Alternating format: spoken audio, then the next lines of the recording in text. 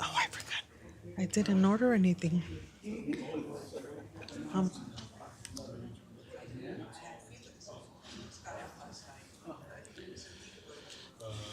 The only thing.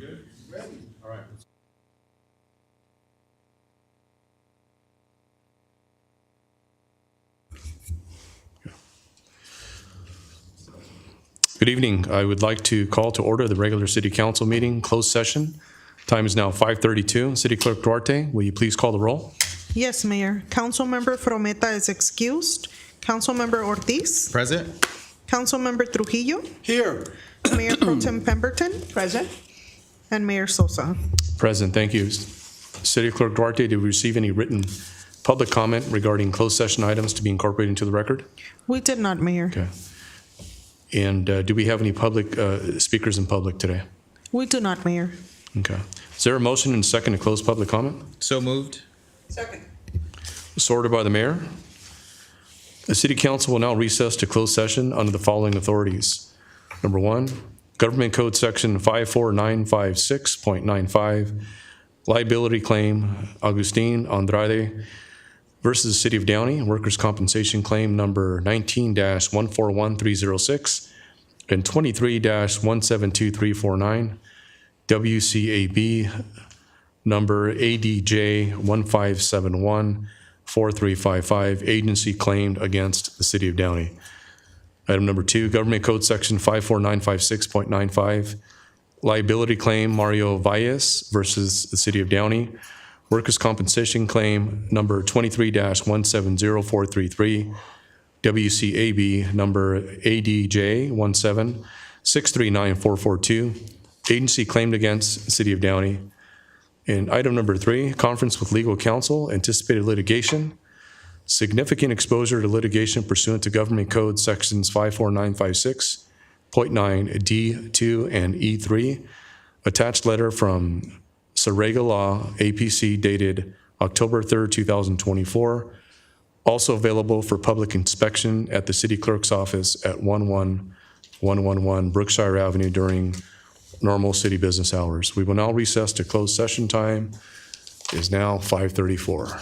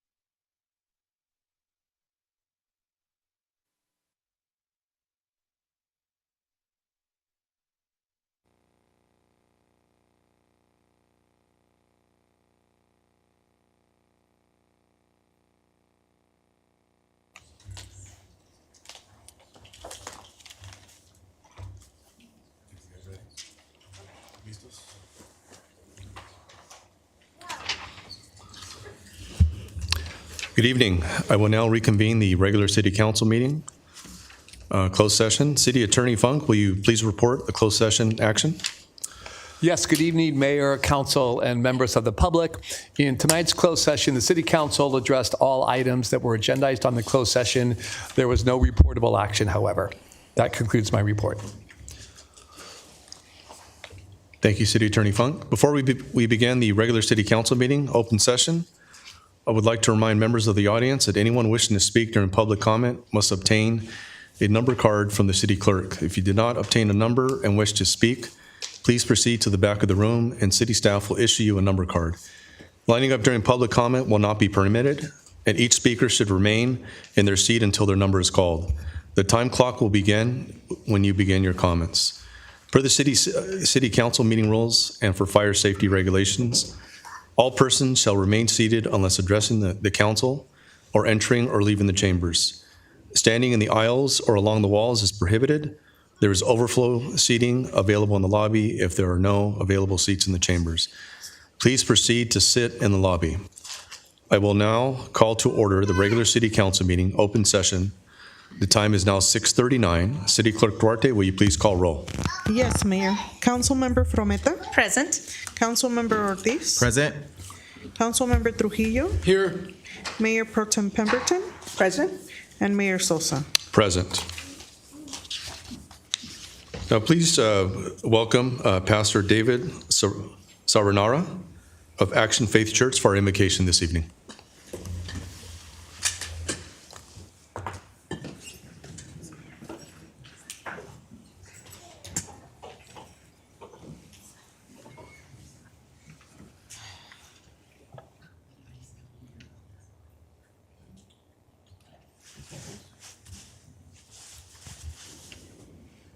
All right. For the flag salute, let's welcome Boy Scout Troop 2.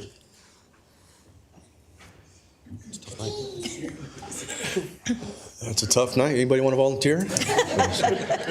Jeannie would welcome. Jeannie? All right, let's go. All right. Let's give it up for Jeannie Wood. Okay, hello, everybody. Stand, place your right hand over your heart. Ready, begin. Pledge allegiance to the flag of the United States of America and to the republic for which it stands, one nation, under God, indivisible, with liberty and justice for all. Let's hear it for Jeannie Wood volunteering.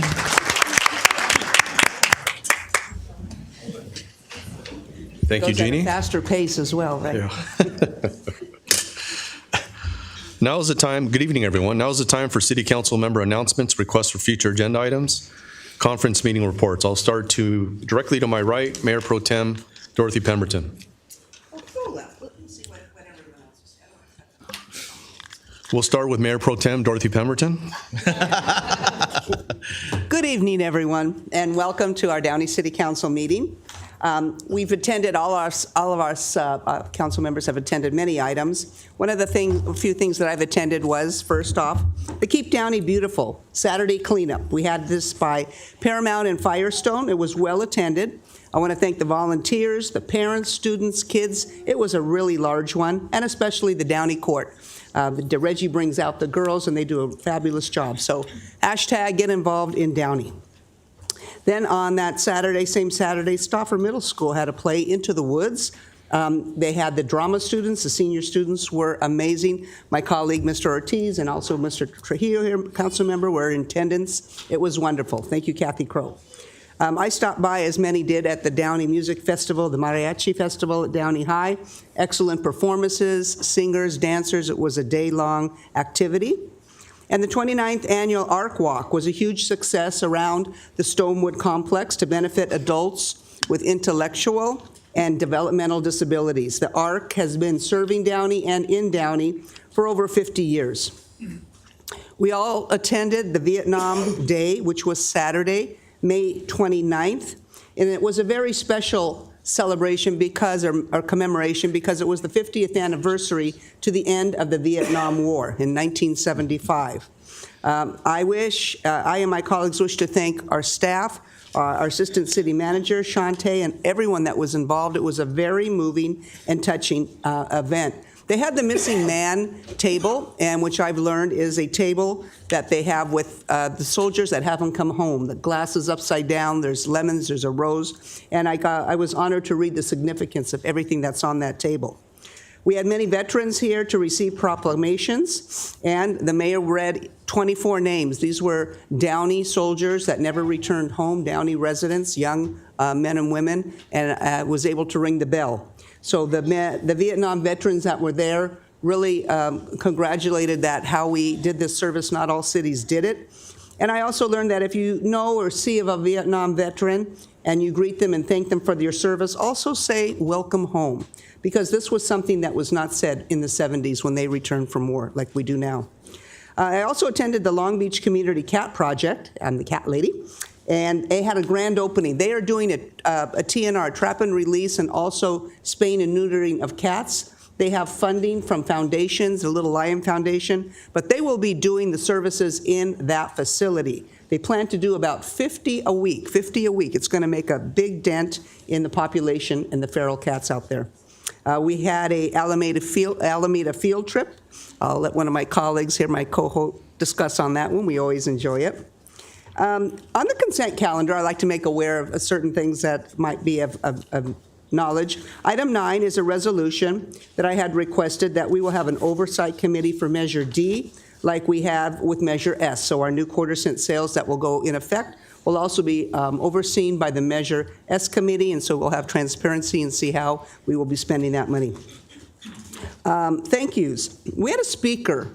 I want to thank former Mayor Rick Rodriguez. We had a speaker a couple weeks ago, Zephyrino Madrigal, and he is the Purple Heart Medal Commander for this area. He was looking for a meeting room in Downey for the veterans that they meet with, and I reached out to former Mayor Rick Rodriguez because he works so heavily with our veterans. He has a facility there in Paramount in his place. Well, he couldn't be happier. Those two now will have a meeting of the minds, and they have a meeting room that they can go to. The Long Beach veterans will be coming out to see him, and so he thanked us very much. So he is very happy, and thank you, Rick, for giving that invitation for them. I want to thank our Downey PD. I've noticed patrols in the neighborhoods, driving through the neighborhoods. A few people have been pulled over with citations. I know our residents like to see that visual, and that will really slow down drivers in high transit areas. And I would also like to thank, I think she might be listening because she said she listens online. I want to thank 9-year-old Emily Carbajal, who wrote me a handwritten note here suggesting a game to Furman Park. Maybe some of you know it, Gaga Ball. You ever heard of Gaga Ball? No, but we will look into it. So I see a future leader in 9-year-old Emily's. Thank you very much. We have Arbor Day coming up on May 19th. We hand out fruit trees, 1-gallon fruit trees. We have about 300 of them. It's a drive-through event, and it will be from 8 to 11.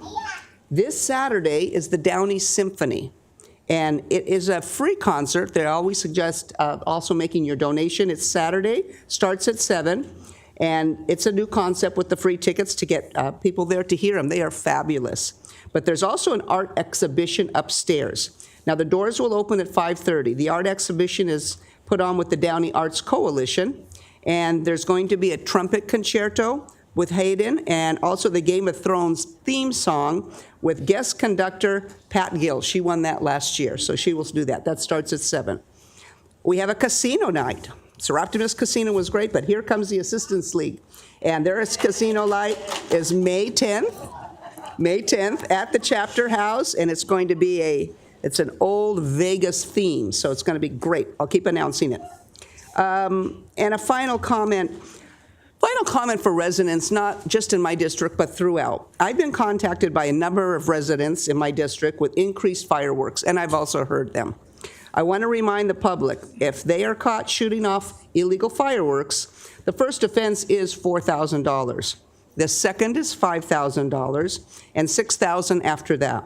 So please do not shoot off any illegal fireworks, M80s, bottle rockets, things of that nature. It's disturbing for so many residents, for veterans, for animals, for seniors, and everyone. And it can cause harm. Also, too, the residents, you cannot have the safe and sane fireworks at any time other than 3 days before the 4th of July. I believe that's on our books. So with that, I will conclude my comments, and I'm so excited later for our presentation from Ms. Stacy. Thank you. Thank you, Mayor Pro Tem Pemberton. Now on to Councilmember Mario Trujillo. Thank you, Mr. Mayor. I had the opportunity to attend the monthly coordinating council meeting. Always a great meeting if you want to know what all the different groups, service groups, nonprofits are doing in Downey. First Wednesday of the month at the Barbara J. Riley Center, 11:30, and they always provide lunch.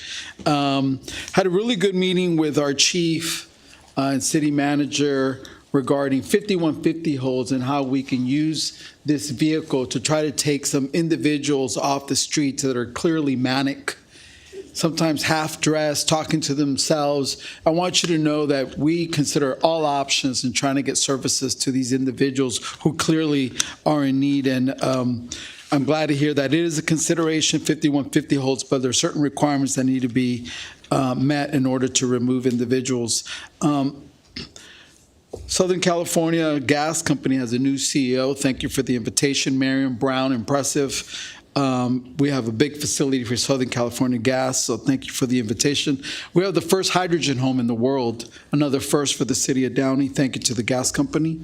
I attended the Rotary Casino Night, successful event, and it was very fun. Thank you to the Rotary for the invitation. And the mayor and I had a chance to attend the CERT graduation, Community Emergency Response Team. Thank you to Carrie Uva, Roy Beard, and many individuals for the work with that very important team that is there to assist us in cases of catastrophes. Some items that we're working on. I've asked the city manager to look into the exits of the 105 freeway at Bellflower Boulevard. I know someday we're going to repave Bellflower, but meanwhile, we should do something to patch up that area, and it might be under the jurisdiction of Caltrans, so maybe we can get Caltrans to come and fix those.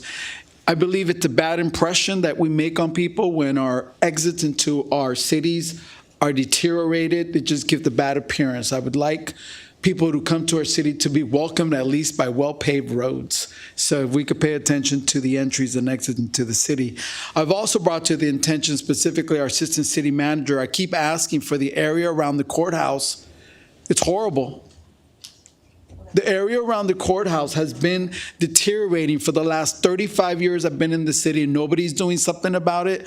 Let me know if I need to call the supervisor, because what do we need to do to get those roads fixed? I mean, it's just really horrible. It looks bad. We have thousands of people who come to that courthouse. They're going to leave with the impression that that's Downey when we know it's county. So if we can get the county to do what they're supposed to be doing around the courthouse, that would be great. Thank you. Art Walk. Why does Huntington Park have an art walk and we don't? Can we work with the Downtown Downey Business Association to see if they can do an extension, maybe an art walk in the parking lot where the Masons are? Let's bring art walk to Downey. Can I get a second on that? I'll second that. Thank you. Let's see how we can do that, and maybe people can sell their artwork. We get a percentage to be able to maintain that, and maybe the Downtown Downey Business Association could do that. Let's give our artists, our kids, our families, artists in Downey an opportunity to display and sell their art. A talent show. We have such a beautiful theater. I'd like to see a community effort like a city talent show. Let's display some of that talent we have and fill up the theater with beautiful Downey acts, and let's showcase Downey talent. Can I get a second? Can we get a talent show going in Downey? Second that one. Thank you. Dog park maintenance. Can we get an update on the current state of the dog park, the only one we have? Because I'm hearing that it's neglected. Cookie, I met her at Rotary. Man, she stopped going to the dog park of how bad she said the maintenance was. I don't like hearing that. So I would like an update on what is the state of our current park while we wait for the new one to come in. Are we taking care of this other one? Are we putting some funds there? Do I need a second for that, or can I just get a report? We'll definitely take care of that. I know we're maintaining the park, but we'll give you an update on where we are with that. Cookie also wanted speed bumps on Reeves. Cookie, I've asked our city manager. He tells me that they're not allowed on Reeves because it's an artery. And if we put speed bumps in artery, we're taking chances that our fire engines, our first responder vehicles are going to have to slow down.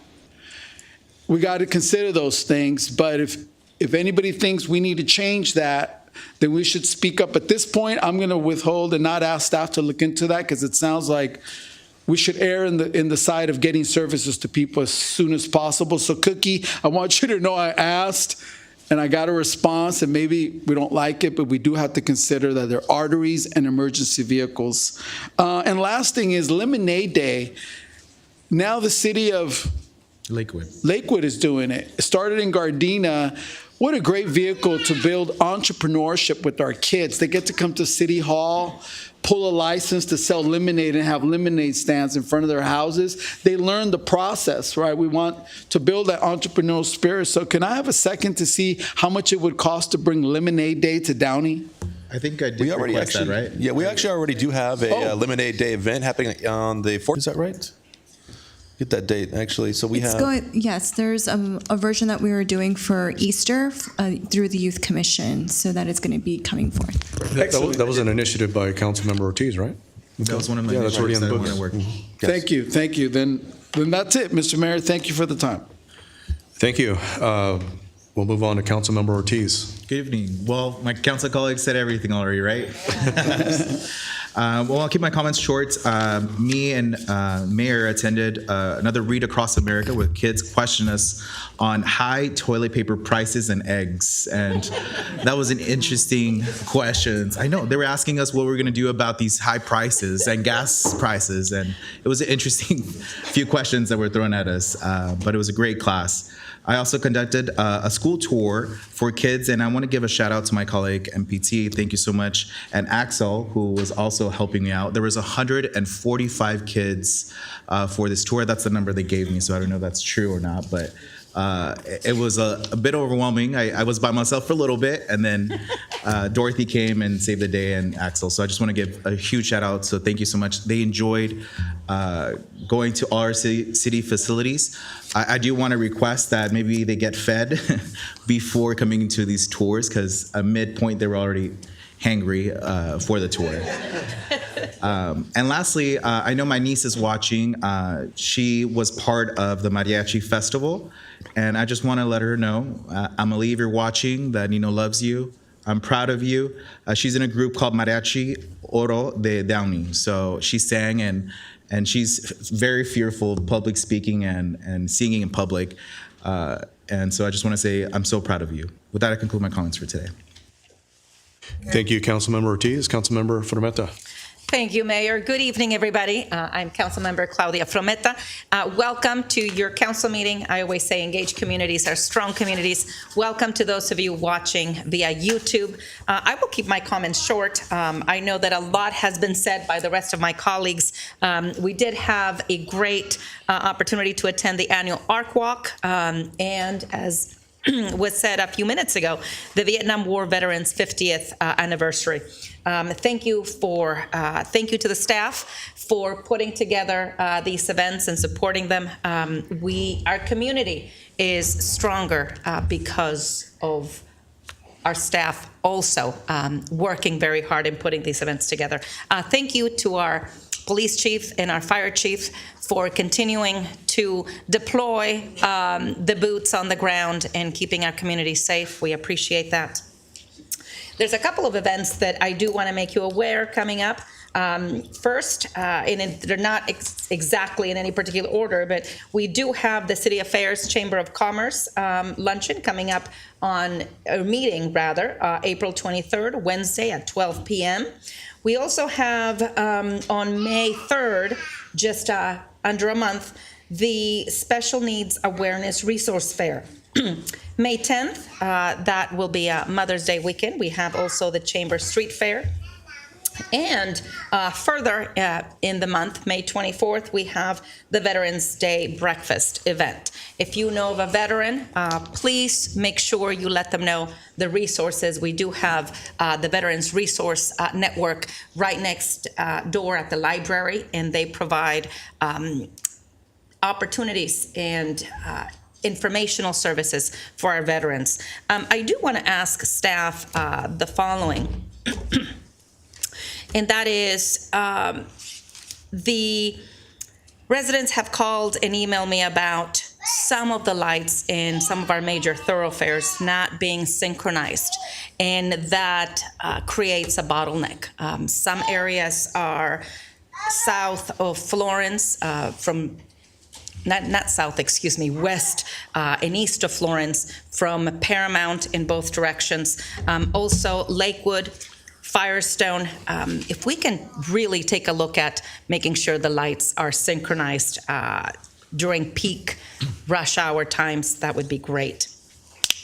And I also want to bring awareness, as you know, in tonight's agenda, item number 13 is we're going to be voting on an update on the residential street light program.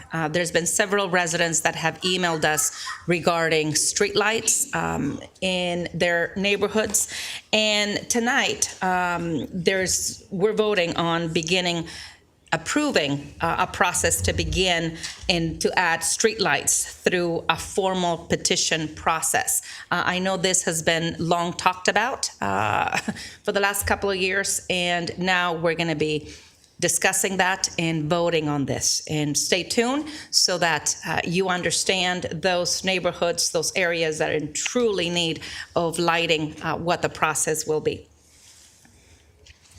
And with that, can I get a second for the synchronization of lights? Do I need a second for that? Second. Thank you. And with that, Mayor, that concludes my comments tonight. Thank you, Councilmember Frometa. Councilmember Ortiz, did you have another comment? Thank you so much. I do have one request. I know that my previous councils, we did a lot of work on the Woodruff area, and there was a lot of RVs that were taken off right there. But I've been seeing a lot of, I think they're trailer haulers or those big, for big trucks to be delivered. So we're wondering if we can see if they're parking overnight. So I don't know if they're allowed to be parked right there. So we can take a look on Woodruff Avenue. We'll take a look at it. Thank you. Oh, if I may add one more thing I neglected to add, is I have seen very large commercial vehicles go through residential streets.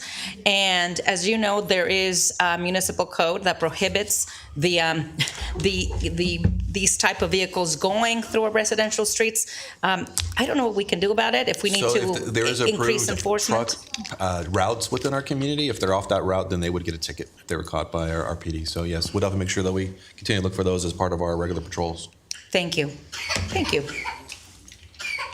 Thank you, Councilmember Frometa. Good evening, everyone. Just have a few notes. So a couple weeks back, we did have a ceremony, a beautiful ceremony, honoring our Vietnam War and Vietnam era veterans, marking the 50th anniversary of the end of the Vietnam War, and it was just an amazing, amazing ceremony that went a long way with our Vietnam vets and our residents. I do want to mention an upcoming event that's happening this Saturday, the City of STEM at Exposition Park. This Saturday, April 12th, from 9 a.m. to 4 p.m. Is that correct? 9 a.m. to 4 p.m. And for those of you who don't know, the City of STEM from the City of Downey has been named the official LA Science Festival for LA County. It's a big deal. It's fun. Take the kids, the grandkids, a lot of booths, exhibitions, and I was there a couple years ago, and I met the science guy, Bill Nye, and my sons were upset because I had no idea who he was, and I didn't take them, and they yeah, I know. They were upset I didn't take a selfie with them, but yeah. So that's a big deal. I will be there. I think my colleagues will be there April 12th, this Saturday, 9 a.m. at Exposition Park in LA. I went to a few events, and I won't bore you with all of them, but I will tell you that this past Saturday, I did join the remaining 88 mayors in LA County to discuss the major events that are coming up over the next 4 years. I'll just share the events that are coming up if you don't know about them. Between now and 2028, a lot of action that's going to bring billions of dollars in economic vibrancy for the region, for LA County. That's the Women's US Open, the NBA All-Star Game, another Super Bowl at SoFi, the FIFA World Cup, which is going to happen next year. And there's going to be different sites, but a lot of those games are going to be played in LA. And then also the 2028 Olympic Games. And we discussed a variety of topics. One of the main ones is how the cities in LA County can participate. And the city of Downey is currently looking at fan fun zones, event watch sites, and other opportunities through the fields that we have at the two high schools here, and some of the city facilities that we can incorporate and bring some of that, mainly the Olympic Games, some of that economic love to Downey. So stay tuned for that. A lot of exciting stuff. We did talk about safety and transportation, and the county was there. So stay tuned for more details on that. So with that said, good to see you all tonight. That concludes my comments. I'll turn it over to City Manager Roger Bradley. Thank you, Mayor. Just a couple things from staff. I wanted to make sure that we got the word out that the city received for the 12th consecutive year our Excellence in Budget Reporting Rewards from both the Government Finance Officers Association and the California Municipal Finance Officers Association. So kudos to staff. I know they worked very hard to make sure that we got our new digital budget book prepared, which was also approved as part of this award. So pretty happy with that. And thank you to council for its leadership in helping us bring all this together. As well as the items that was talked about tonight, make sure we get a dog park update. We'll look at the light synchronizations. I know that there are some specific requirements for how those lights are synchronized along that corridor, but we can at least at a minimum make sure that information is out there so people can understand sort of what that process is. So we'll take a look at it. Other than that, thank you, Mayor. That concludes staff's report. Okay, thank you, City Manager Roger Bradley. Now there are 3 presentations this evening, and I'll make my way down to the podium for those.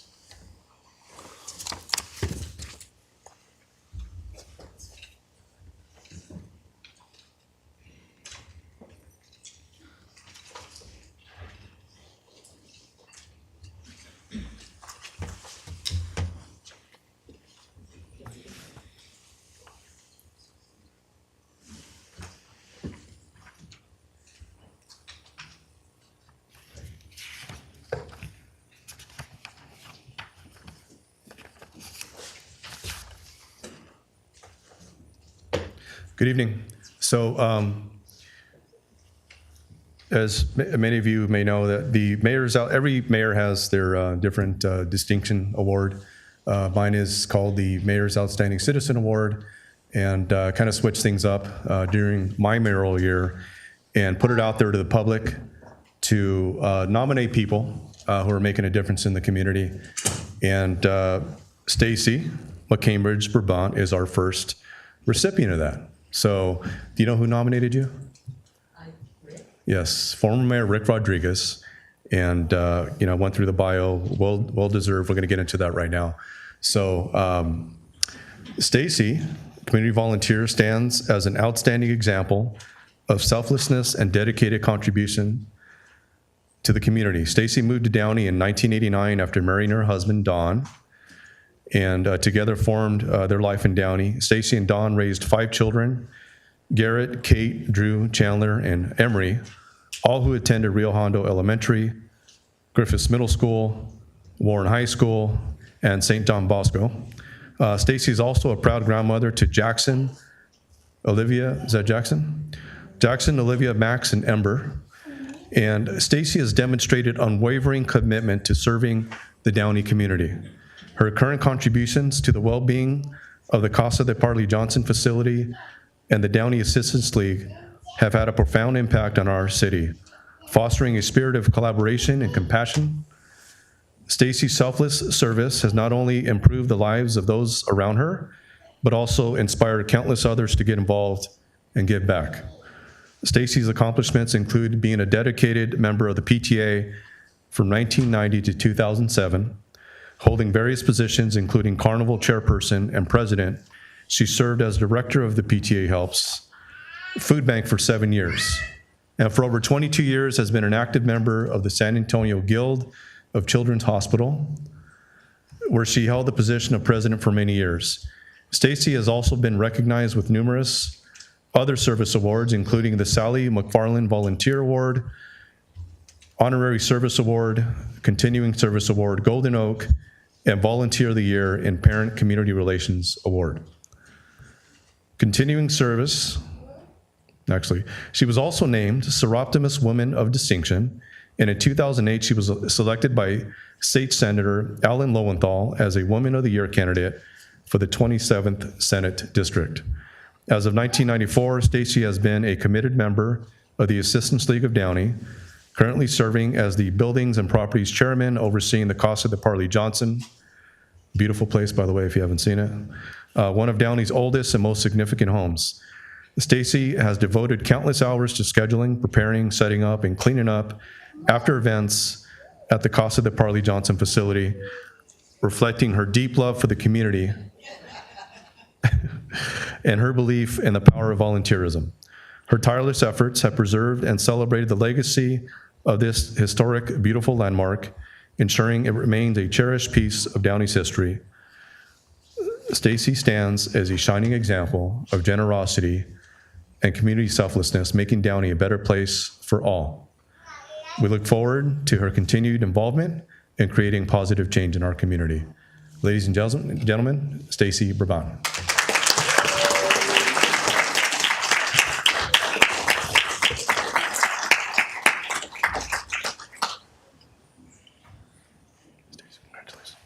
I have a pin here, and here, I'll read this, it's kind of small print. But in recognition of your outstanding dedication and generosity enriching the community of Downey, your exemplary efforts and accomplishments throughout the years have been of enormous value to our community and have helped to further the common goal of making our city a better place for all. Congratulations.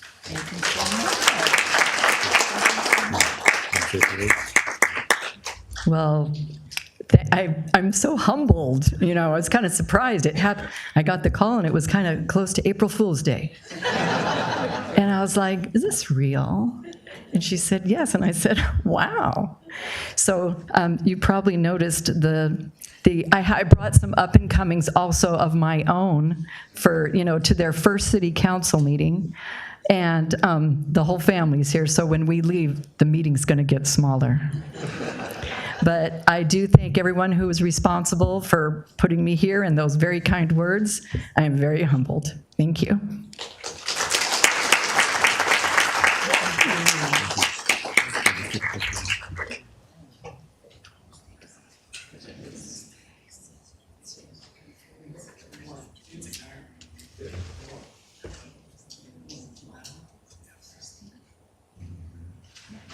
Yeah. It's going to get quieter.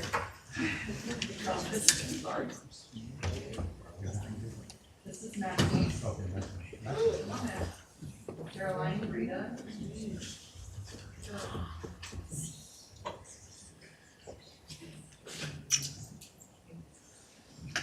All of our kids, when we knew each other, were like, I'm down one, working down two. This side of one.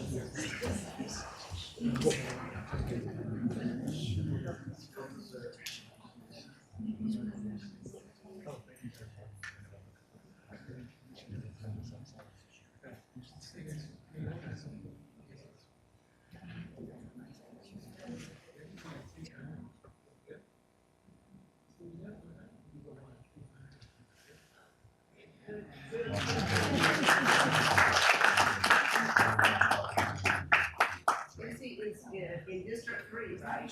I haven't seen any civic engagement, so. Thank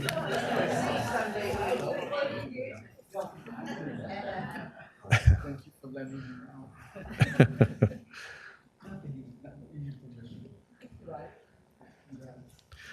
Okay, now we will move on to a proclamation in honor of Fair Housing Month. I'm going to call upon Christina Prado, Fair Housing Foundation, from the Fair Housing Foundation to accept the proclamation. Thank you.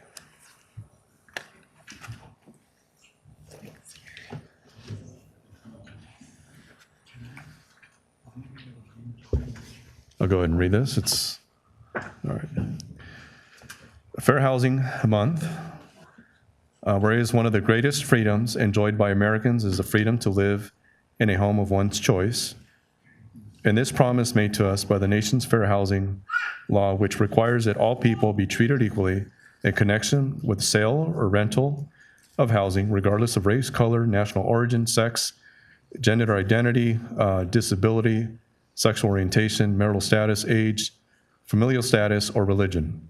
Whereas this marks the 57th anniversary of the Federal Housing Act, the original legislation targeting the elimination of housing discrimination in America, and since the adoption of the fair housing legislation in April 1968.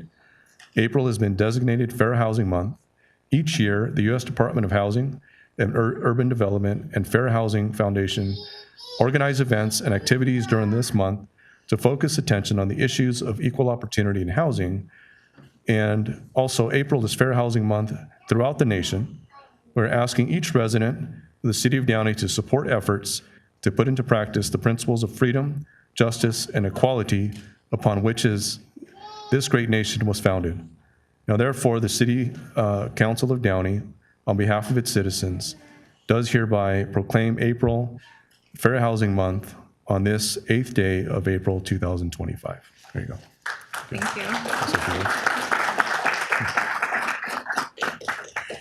So I just wanted to thank Downey on behalf of Fair Housing Foundation also for recognizing Fair Housing Month, and thank you all for making sure that equality really is achieved within our communities. I did also want to invite out all residents of Downey to participate in our Fair Housing Month celebration. It is a virtual celebration, so you can participate from home or wherever you are.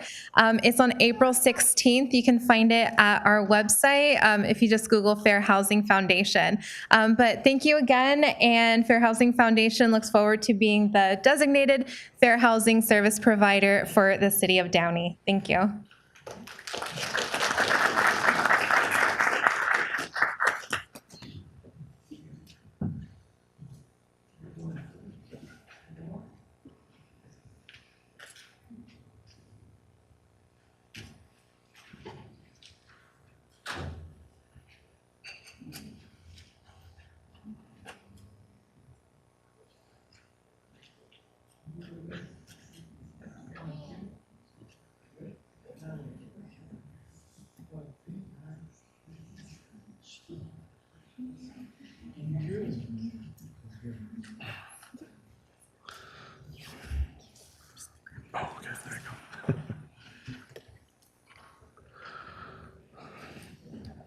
Okay, the third and final presentation, we'll move on to a proclamation in honor of Fair Arbor Day. I'm going to call upon Director of Public Works, Matthew Baumgartner, to accept the proclamation.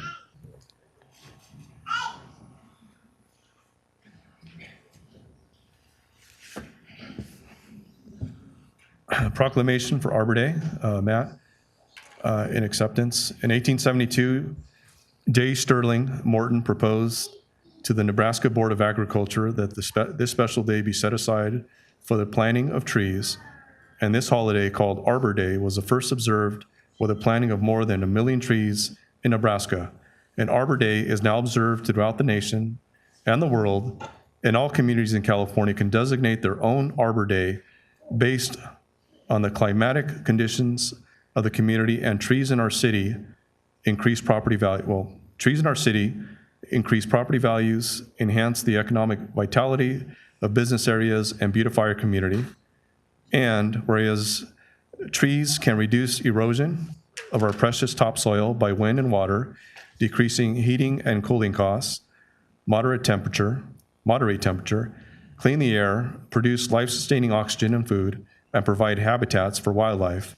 And trees are a renewable resource, giving paper, wood, fuel, and beauty to our community. And trees, wherever they are planted, are a source of joy and spiritual renewal. Now, therefore, I, Hector Sosa, Mayor of the City of Downey, do hereby proclaim April 19, 2025 as Arbor Day in the City of Downey, and urge all residents to support efforts to protect our trees and woodlands, and to plant trees to gladden the heart and promote the well-being of this and future generations. Thank you. I'll say a few words. Thank you, Mayor Sosa. I'm just going to follow up with that by stating that Saturday, April 19th, the city is proud to be hosting our annual Arbor Day event here at City Hall. We'll be, as part of that event, we're going to be giving away 300 trees, one per resident on a first come, first served basis until those supplies are exhausted. Also at 10 a.m. on that day, we'll be doing a tree planting event near City Hall. So looking forward to that, and thank you very much for this proclamation.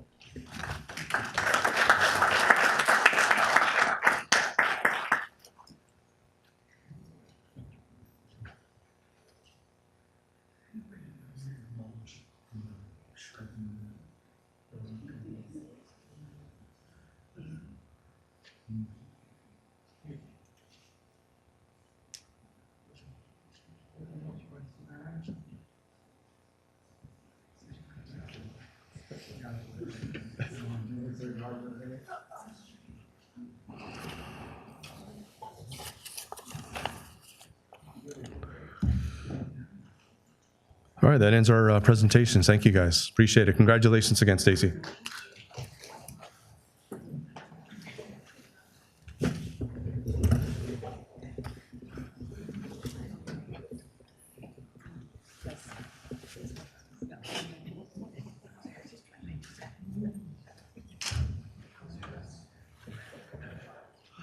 You're right, Stacy, it is getting quiet. We'll miss you. Congratulations.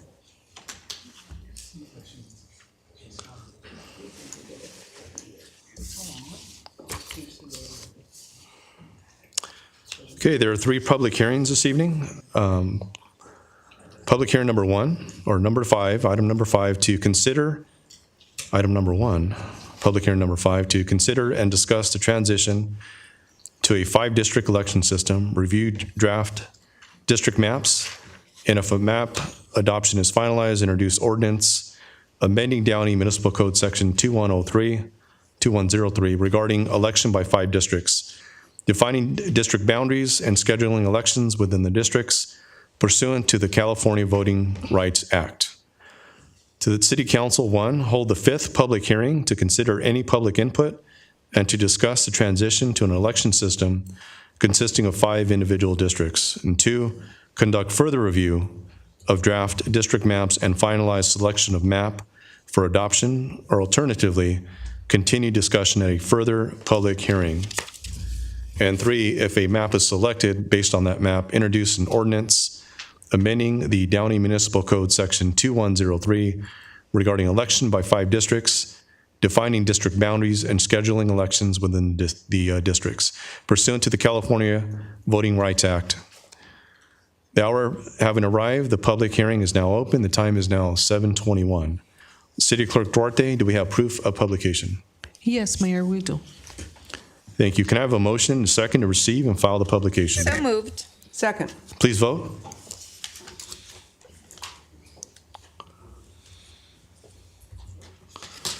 The motion is approved unanimously.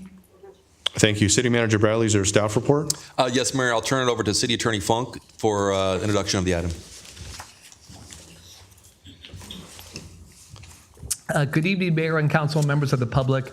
Tonight is our most recent public hearing to review and discuss draft district maps that might be used to implement a 5-district system to replace our current system, which is 4 districts plus an at-large district.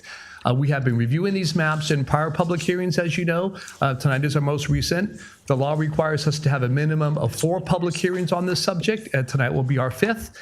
Tonight's review will include all the prior maps that you've seen before, plus some additional maps that have been prepared by our demographer based on input that we received from you at the meeting on March 11th. Doug Johnson is here once again with us tonight from the National Demographics Corporation to review those maps with you and to answer any questions you may have, to receive additional input. I would just add that if a map is selected tonight, then also included with the agenda item is an ordinance that would be adopted based on that map, and that ordinance would actually be the implementing measure that would serve to usher in the 5 individual districts based on those maps. So I will ask Doug to come to the podium and present the details on the additional maps. Whatever questions you may have or whatever additional input you may have is certainly invited. He'll take that into consideration in preparing any additional maps you want. If it's the case, for example, that you want to narrow down the maps, that is certainly an option for you as well. But this is the time and place to have that discussion on the maps, and what they look like, what you would like them to look like, and any other input you may wish to provide to Doug. So, Doug, I'll thank you in advance and turn it over to you. Thank you very much. Thank you. Welcome, Doug. Thank you. It's a pleasure to be back with you. So I will jump in. The first part of this is review. It'll look familiar from the prior hearings, just in case any of the members of the public weren't here for those. We want to be sure to touch on those factors. And then we'll get into the new maps. And I will caution folks, there are a lot of options on the table. So we'll go through them, and I've got them organized in a way that hopefully will help folks focus their thoughts and arrive at some preferences. We're not expecting a choice tonight, but hopefully narrow it down a little bit. So as was mentioned, and as you heard, this is the fifth hearing in an extensive process. So there has been a lot of talk of this, and then we will have additional hearings. The law says you have to have four, how you define them, 5 hearings, but there's no limit on how many you can have. It's as long as we're within the time frame allowed. So going on, so in terms of criteria, when we're looking at drawing maps, there's federal and state laws. So federal law says we have to have an equal population in each district in each map, and that is total population. So it's not an equal number of registered voters or anything like that. It's equal population as counted in the 2020 census. Then we have to comply with the Federal Voting Rights Act, and we have to be sure to not have any racial gerrymandering. So race can be a consideration. We can look at the numbers, but it can't be what the law calls a predominant factor. And all the maps that you're looking at tonight comply with all 3 of those requirements. Then we have the state criteria, which are listed in statute in priority order. So the districts have to be contiguous. You can't have pieces in different parts of the city. We have to avoid as much as possible dividing any neighborhoods or communities of interest. We have to follow easily identifiable boundaries like railroads, major roads, things like that. And then the last in this priority order is compact. You don't want to bypass one group of people to go around them and get to another group of people. The state also has a prohibition on what you can consider, you see in the top right, shall not adopt election district boundaries for the purpose of favoring or discriminating against an incumbent candidate or political party. And so the way we comply with that is as I don't know where you live. So obviously not taking into consideration either favoring or discriminating against you as I draw these maps. And then if by some chance you have multiple maps that are exactly the same on all those criteria, then you can look at what they call traditional redistricting principles, which is really now down to just future population growth. You could underpopulate a district that's going to grow more than the others.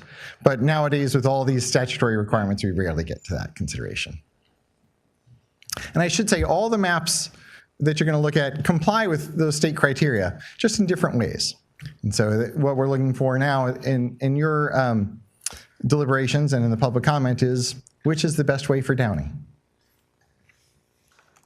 So happy to say we have a very prolific member of the public, Mr. Lamb, who really likes the idea of having a central district and is open to how that's configured. So I'm starting with the original maps that you've seen before. And so he originally sent in 8 different versions of that central district map that you can see here and that are all available for your consideration. We also, as NDC, in our original maps, drew a version of a central district map that's map 101 in the left. Another resident actually sent in map 105, which is a 10th version of a central district. And then just before the last hearing, Mr. Lamb sent in a 9th version as well. So you have lots of different variations. One of the things that you're seeing in all these maps is that because the city is almost round and is fairly evenly population density, not uniformly, but more than normal, there are lots of ways these maps can be drawn. So you're getting a lot of them to consider. We also kind of take pride, and we're thrilled that the city has embraced this, of being very transparent and not hiding anything, not making any decisions in the background. So you're seeing all the maps that I've seen as we go through this process. So other prior maps, these were original drawings that don't have a central district that we looked at in the earlier hearings, were 102, 103, and 104. You can see different approaches. In this case, essentially you end up with a new district and the other districts rotating around in very different ways. And just in case folks weren't watching the original meeting, at the early hearings, the council expressed an interest or preference at 104, but of course that's completely open to change and revision. It's just a statement at the time. It's not, there's no binding nature to that. So those are the maps that led to the last hearing. And following the public comment and the council discussion, we had a handful of requests from the council for, let's see variations on these maps or changes to these maps. And so there were really three requests. One was, if you look at map 104 in the right, the district marked A here is a kind of a backwards L, where it comes down the middle and then goes to the left. The one request was, what happens if you flip that and the L goes to the right? So we'll show you some maps that show that rotation that comes from that. There was also a more general request of something like 103 and 104, but without such a radical change to District 1, which is generally matches up with District A in these maps. And with District B keeping the area that's south of Imperial Highway in B. And this is probably a good time to note, the reason we're doing letters is because we're doing this council member blind. And so once a map is chosen and that decision is made, then we'll match it up with the current council members and assign numbers so that we're not taking a council member who's currently District 3 and making them District 5, because that would just be confusing for everyone. So we're using letters until we get to that decision point, and then we'll go back to the numbers everyone's familiar with. And then there was a third, more very general request of saying, okay, we've looked at kind of putting a central new district and sort of a new district in what's currently District 1 for the most part. What if we put that new district somewhere else? How would it work if we put it in the north or the east or other parts? And so we got that's really what led to a whole bunch of maps, obviously doing each one of those scenarios. So those are the three requests driving our new maps. Starting off with the kind of reverse the L, the kind of easy, straightforward example. You can see on 104 on the left, and then 107, it actually flips almost perfectly in terms of numbers. We also follow Imperial Highway. You can see if you look at the top of District A, it gets a little bit bigger in the middle of the city in order to get to the population number. If we tried to make that population number down by Imperial, because that section north of Imperial is not very populated, it got really weird. So we added a little bit up at the north and then had essentially our reverse L. This obviously has what we call a ripple effect. So you can see it also achieves that other goal of District B comes down and picks up the area south of Imperial, but it has more of an impact up north. So now District E doesn't have that population south of Imperial around the freeway, and so it's got to go up much more into the north, and you can see how it's crossing over there and pushing D, in this case, essentially to be a new district in the north across the north of the city. And C shifts down a bit because B is shifted down below it. So we're rotating population.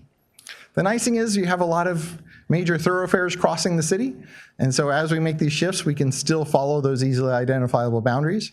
We're just following different ones in each scenario. And I should note, as noted in the top right of each of these slides, there is the online, on the city website, there's a link to essentially a sort of a Google Map-ish version of this where you can zoom in and out and see those specific details. And I have that here at my tablet. So if you have questions about where these lines are, I can answer those for you. So that's the easy flip the L approach. And you can see it has much more of an impact than just on A. Then taking a look at kind of the more general, keep it sort of like 103, 104, but with less change to District 1, and District B keeping that area south of Imperial. And similar to what we just saw, anytime District B takes that area south of Imperial, it pushes A back to the east much more, and that triggers that ripple effect. So you can see 112 is a lot like the map we just looked at. It's just some minor changes with exactly where it picks up the population. And 106 on the left is also similar. You can see in these different maps the letters kind of flip.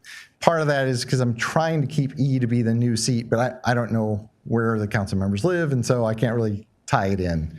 So don't worry if it's D or E. It's more what are the boundaries of the district. And you can see in this case, B is coming up, and in 106, A is entirely in current District A. You can see the little green dashes, which are the current district lines. So in terms of less impact on A is entirely within the boundaries of current District 1. In 112, it comes over the line a little bit. It goes up towards downtown, and it goes a little bit west, where you can see the pink crossing those green lines. So minor differences between those two, but that's kind of capturing that idea to a degree which 107 also did before. And then getting into kind of some brand new options. What if we move that new district around? And so a 108 and 109, again, this is the lettering is tough to assign. You see E in the south end of 108 and A at the south end of 109 are somewhat similar. It's essentially making south of Imperial a new seat. There's not enough population down there to be a new seat all by itself. So in 108, it's coming across Imperial in the west up into what's currently District 2. And in 109, it's getting that extra population down in the southeast of the city. You can see that then triggers changes. A really becomes a downtown seat that then goes south into the southeast. B shifts north and picks up what's currently the place where District 3 comes down in across the railroad tracks. That goes back into B. But then there's less change in D in this case than in some of the earlier maps. So that's an option. What if we put the new seat down there and you can see the ripples across the map that come from that. 106, bringing it back, I showed it earlier as well. This, as I mentioned before, the new district is going in the north. So you get C and D get kind of pushed south. And so instead of everything giving up the central areas of them, in this case, C and D are giving up territory for the new seat, and then they ripple south to pick up parts of A and B to get to the population number. And 110 is if we put it in the east.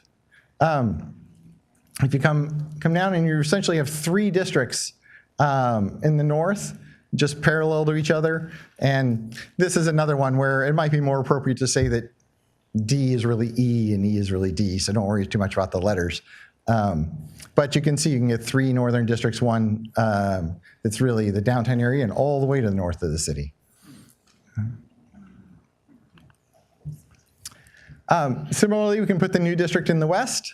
In 111, you have a very compact district in the west. This keeps the area south of Imperial with B, but then you can see you get kind of a, for lack of a better description, a little bit of a horse as B, where it's that area, both sides of Imperial, and then going up to towards downtown. For B, C gets a little bit of a neck. The reason that both B and C have those necks is that we're staying between two major roads. So it might, glancing at C, it might look weird to have that connection down below, but it's easily understood. It's the area between Paramount and Downey. So it's easy for voters to understand which district they're in. And then 113, I was first thinking of this as, okay, let's put the new district in each cardinal part of the compass. But as I went through these different maps, different pieces started falling into place. And so 113 came up as an idea as well, where you're really getting a central stripe. So it's Stewart and Gray Road up to Firestone, until you get to the far east where it zigs up and picks up the area over by the freeway as well. But it's similar to some of the earlier maps in that it minimizes the impact on each district. You can see B is mostly the current District 2, A is entirely in the current District 1. C is entirely in the current District 3, and D is close. It does cross over a little bit into 3, you can see, but is close to the current District 4, without having that concentrated downtown district that concentrates the entire kind of, or not the entire, but a major economic center just in one district. So this would keep the districts all close to or having a piece of downtown while still having minimal impact on the other districts. Now, I say minimal just from my perspective.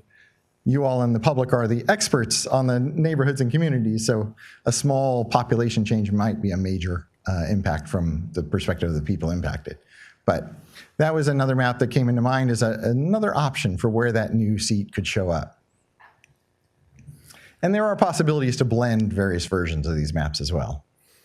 So a lot of maps I went through fairly quickly. I'm happy to go back and talk about any of the details. Like I said, we can zoom in and out and look at the details of the different maps.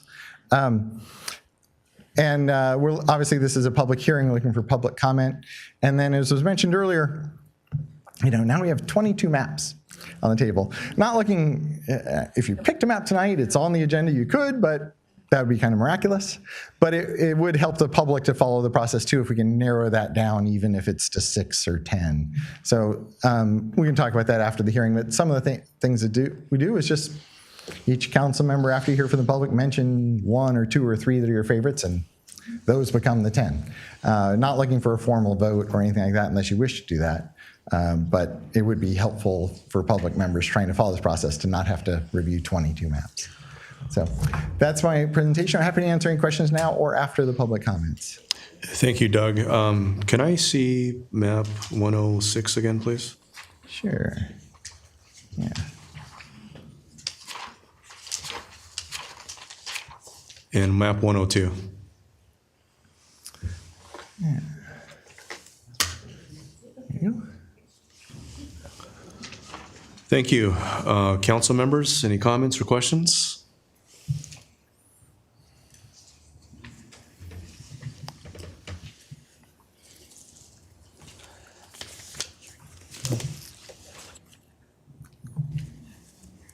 Okay. Thank you, Doug. Go ahead. Yes, there are a lot of maps, and I know for me and maybe others as well, when we make this decision, it's going to last for a long time. And that's why I appreciate when you changed all the different maps, what that specifically was, so we could look in detail. I'm one that wants to follow the borders to make it more precise and clean cut, easier for the council person to kind of watch that particular area. And you just confirmed here on the California requirement that it's easily identifiable boundaries. So for some of these maps, they weren't very easily identifiable, and that's why I didn't prefer them as much. So I want to also make sure that we have a good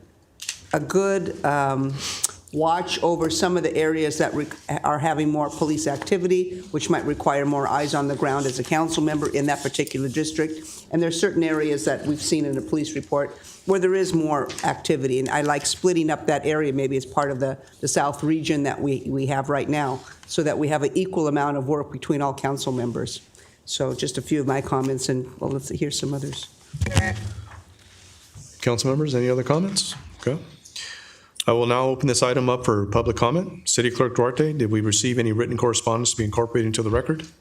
We did, Mayor. We received one written public comment from resident Faraz Akil. He commented in support of draft maps 105, 106, and LAM map 9, and in opposition of maps 102 and 104, as well as maps 107 through 113. That is all, Mayor. Thank you. Is there a motion and a second to receive and file written public comment? So moved. Second. Please vote.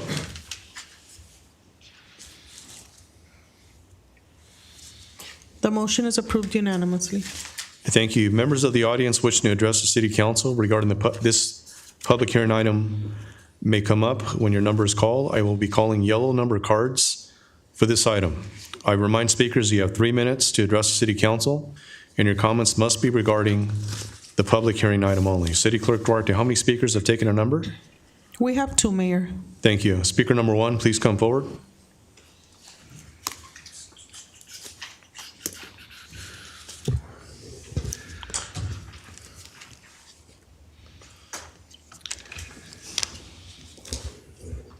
Well, here we are. 5 meetings we've had. How many maps? 102, 104. I'm opposed to 105. I don't like 110. All you've had to do was stand up and stand up, boys, and have some backbone and just tell this slip and fall lawyer that we're good. We're not afraid of your lawsuit. All we had to do was turn our city attorney loose. How much are they paying you to not do anything about this? To be held hostage by this guy? To sit here and listen to all these maps, and I know we have a highfalutin consultant coming in here, and he's just doing his job, but this is all unnecessary, totally unnecessary. What we need to clean up our elections and voting is if you need to adopt a voter ID bill, a voter ID law, just like, kind of like Huntington Beach.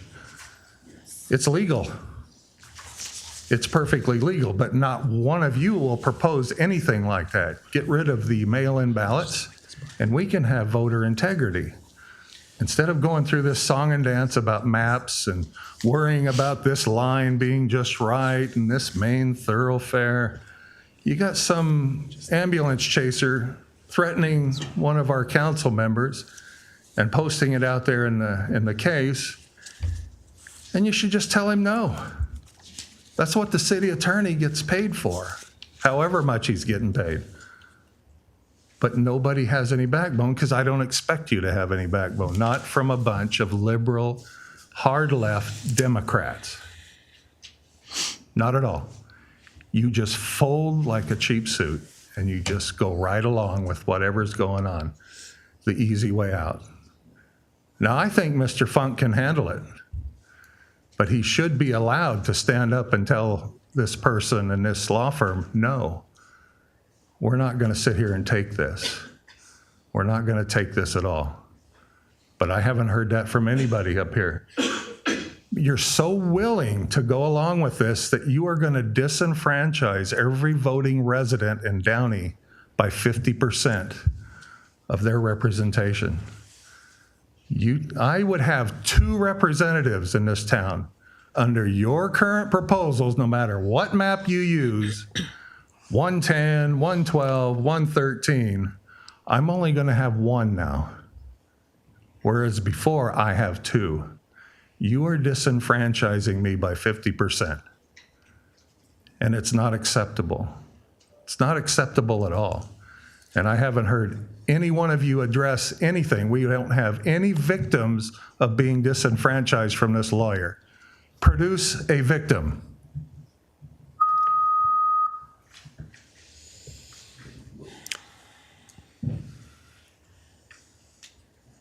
Speaker number 2, please come forward.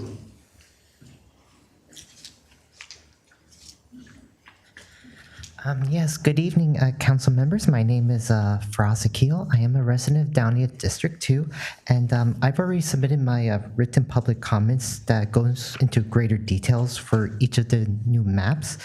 If any of the members of the public and council members wants to read in greater details as to why I support maps 105, 106, and the LAM 9 maps, as well as why I'm against the rest of the new maps. But I also came up here to say that to let the council members know that I'm here if by chance anyone has any questions about the map 105, since I am the map maker for it. And also, I wanted to take the time to thank you all for allowing the community the opportunity to give feedback and to present maps to you. And I wish you all the best in making your decision. Thank you. Thank you. I'll entertain a motion and second to close public comment. So moved. Second. The time is now 7:47. Sorted by the mayor. Any other comments, colleagues? Questions? I do have I just have a. Sorry, you go first. Thank you. I just have a couple of comments. Again, similarly to my council colleague, MPT Pemberton, this is a major decision for our city moving forward, and we cannot take lightly what is in front of us. We are truly trying our best to look at each map and how the districts, we don't want a map that is highly disruptive as we are creating a 5th district. We understand from the inception of our city and as long as we've had districts, people protect their neighborhoods and they want to continue to be part of those. With that said, again, it is important for us as a council, it is important for me to study and look at long past our serving time as council members, that these maps, that the map that is chosen, that we choose, is something that will represent, and again, that will be a good balanced approach. I think our city attorney and the consultant that we have spoken about what we are trying to adhere to, and certainly looking at the major thoroughfares to make sure that specific neighborhoods are not broken up. I do have to say, in looking at all of these maps, and part of me wants to have more time to continue to study these, but at the same time, I looked at the maps before us, and going back to making sure that our districts are not so severely impacted, I tend to like map 105. I think that it's a map that, again, going back to the drawing board, the very initial ask was to create a 5th district that would be perhaps in the center of the city. And in this particular one encompasses a good segment. And going back to in various areas in our community are seeing an increase in calls to our police department, and again, breaking down and making sure that more or less is balanced. We have to look at population and voter turnout, et cetera, but I personally think 105, for the most part, keeps the current districts a little more intact, and it does expand. I know it's very similar to the original map that we looked at, 101, but this one does go down, 105 does go down a little bit further south. Anyway, Mayor, those are my comments. I tend to gravitate more towards 105 because that is the one that has the least impact in the current districts. Thank you, Councilmember Frometa. Anybody else have any questions or comments? I do have a question. Do we have to continue accepting more maps after this specific meeting? Because I don't want to come next meeting and there'll be another 20 maps added to our agenda. So, yes, it's like any issue before the council. The residents can send in whatever they want. We as NDC won't draw any maps unless you ask us to. So, okay. I agree with my council colleague. I think this is going to be dramatically change the election outcomes and how we run our city. And I don't want to rush into making decisions. I do want to take my time. I know we have till May. There's a couple meetings in between that we could decide. I am more inclined to map 105, and I'm still a huge proponent for map 101. So if we can just hone in on those couple maps, those 2 maps are what I suggest. Given that this is such an important decision that we're going to take, and it's going to change, I believe, and I think the majority of us believe, the future of Downey in the foreseeable future. I think I do want to take my time to really dive into the numbers more every day. You learn something new each day, so I just do want to make sure that at least I mention which 2 maps I'm more inclined to at this time. Well, thank you, Councilmember Ortiz. So, Doug, so if you could just explain in let the public know why we have so many maps? Yeah, certainly. So, we started with the usual, we gave you four Map maps options, to start yeah. with, yeah.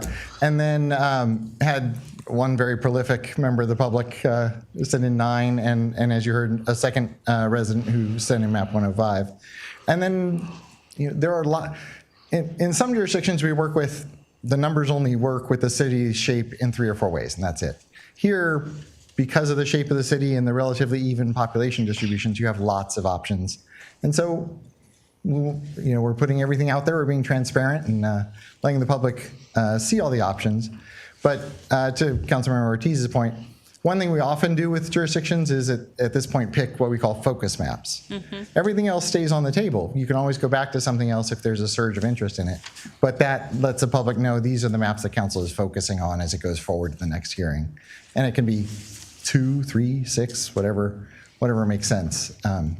If we can come to that, we're not looking to force any controversy or difficult votes. It's really just what are the maps that you're thinking about at this point? Thank you, Doug. Any other comments or questions? I know we have over 20 proposed maps.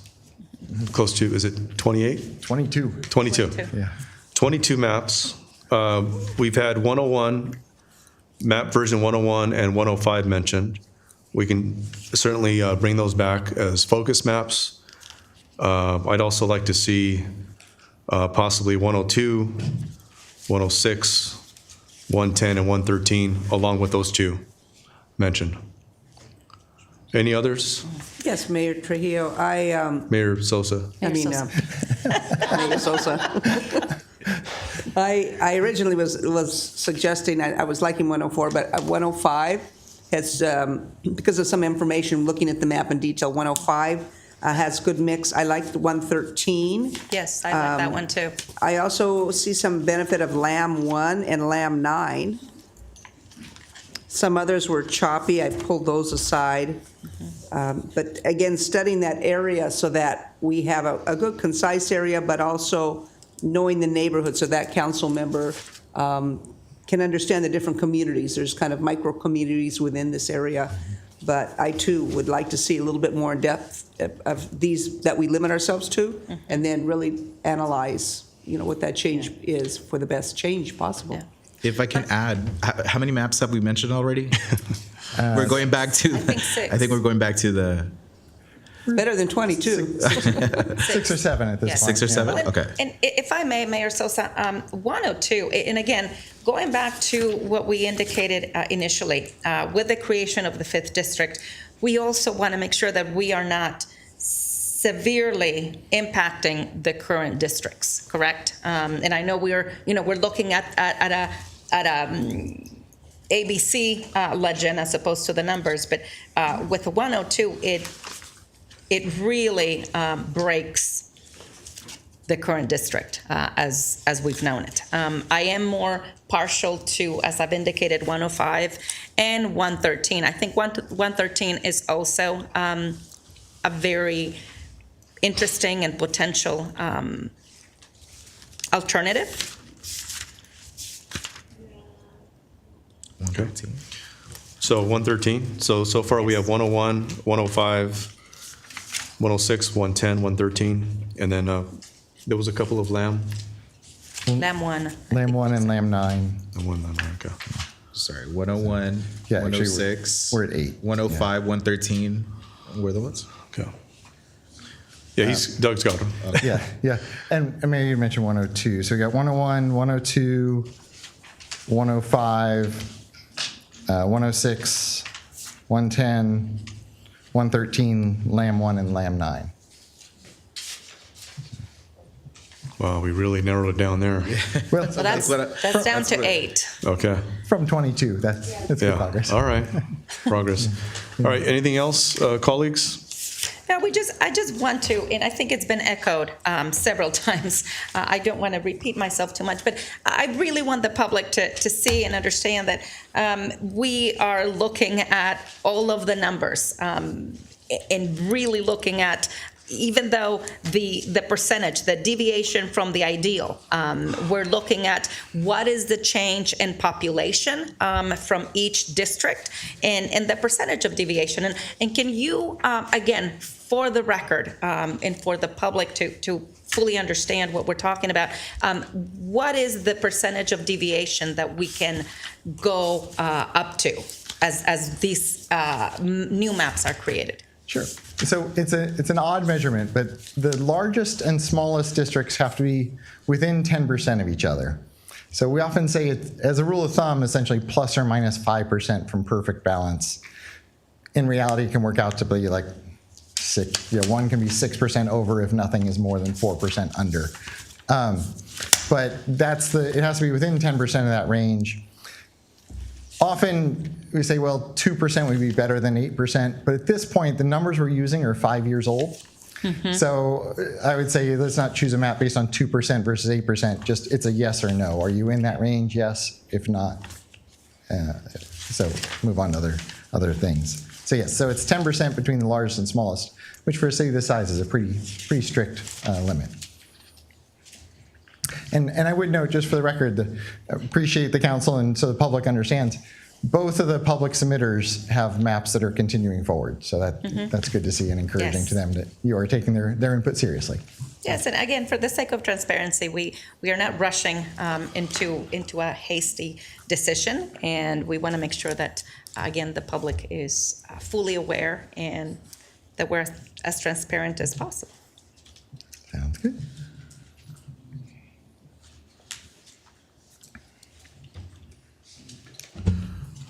All right, if there are no other additional comments or questions from the council, I will entertain a motion to bring the mentioned maps back for further discussion. I make a motion, Mayor, to bring the maps mentioned back for discussion. And do we need to repeat them?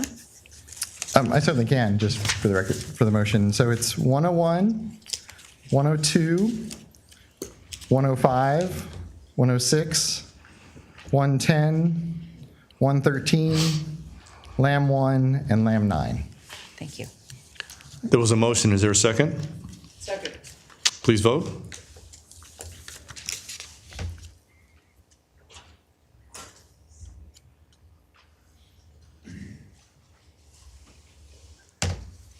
The motion is approved unanimously. Thank you, Doug. Thank you. All right, we'll move on to item number 2, fiscal year 2024-2025 HUD Action Plan Substantial Amendment. That City Council, 1, conduct the public hearing and receive comments on the revised substantial amendment to the fiscal year 2024-25 Annual Action Plan for the use of community development block grant funds, thereby reallocating $13,933 to the existing Section 108 loan repayment activity and $17,567 to the housing rehabilitation program for a total reallocated amount of $31,500. And number 2, approve the proposed 2024-2025 annual action plan substantial amendment and authorize the city manager or his designee to submit the plan and any necessary amendments to the plan to the U.S. Department of Housing and Urban Development, and authorize the city manager or his designee to modify and execute any and all appropriate instruments, agreements, contracts, and implementing documents related to the implementation and administration of the substantial amendment to the 2024-2025 annual action plan for the use of community development block grant fund program funds. The hour having arrived, the public hearing is now open. The time is now 8:02. City Clerk Duarte, do we have proof of publication? Yes, Mayor, we do. Thank you. Can I have a motion and a second to receive and file the publication? So moved. Second. Please vote.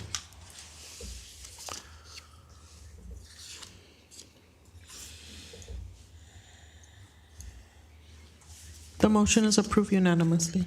Thank you. City Manager Bradley, is there a staff report? Yes, Mayor. We'll ask Economic Development Director Austin Ramirez to provide the presentation.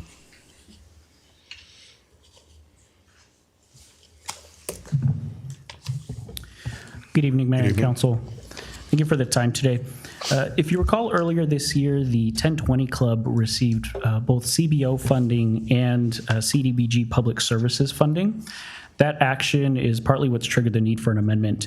They chose to exclusively use the CBO funding and forego the CDBG funding that had already been allocated to them. The decision was one that allowed them to focus on service delivery in this fiscal year, while minimizing the administrative burden that CDBG and federal requirements place on nonprofits that receive public services funding.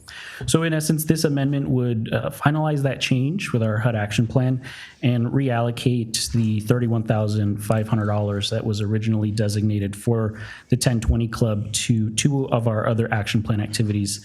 As the mayor mentioned in the motion, the Section 108 loan repayment plan will receive an additional $13,933, while the CDBG funded housing rehab program will receive an additional $17,567.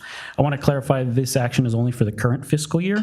At the next council meeting, staff will bring forward a 5-year consolidated plan and a fiscal year 25-26 action plan.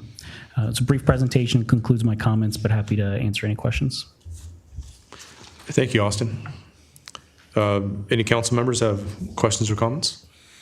Just have a quick comment, Mayor. I think this is, again, what was just presented. I am very encouraged to see that this amendment is going to, and if we're going in that direction, is going to reallocate over $17,000 to CDBG funding, and that will be funding our housing rehabilitation program. I think we've discussed as a council before how much we want to help those individuals that are unable to keep up with their homes and their home upkeep. And so this is having additional dollars there, hopefully will allow us to help more people and cut down that wait list.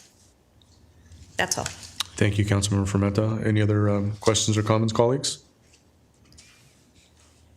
Okay, I will now open this item up for public comment. City Clerk Duarte, did we receive any written correspondence to be incorporated into the record? We did not, Mayor. Thank you. Members of the audience wishing to address the City Council regarding the public hearing item may come up when your number is called. I will be calling purple number cards for this item. I remind speakers you have 3 minutes to address the City Council, and your comments must be regarding the public hearing item only. City Clerk Duarte, how many speakers have taken our number?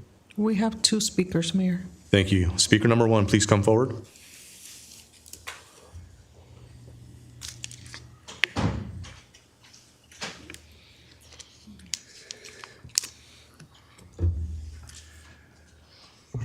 HUD, all right. So we're going to reallocate $17,000 through 115,000 residents. Now, how far do you think that's going to go? Not very far, if we do the math right.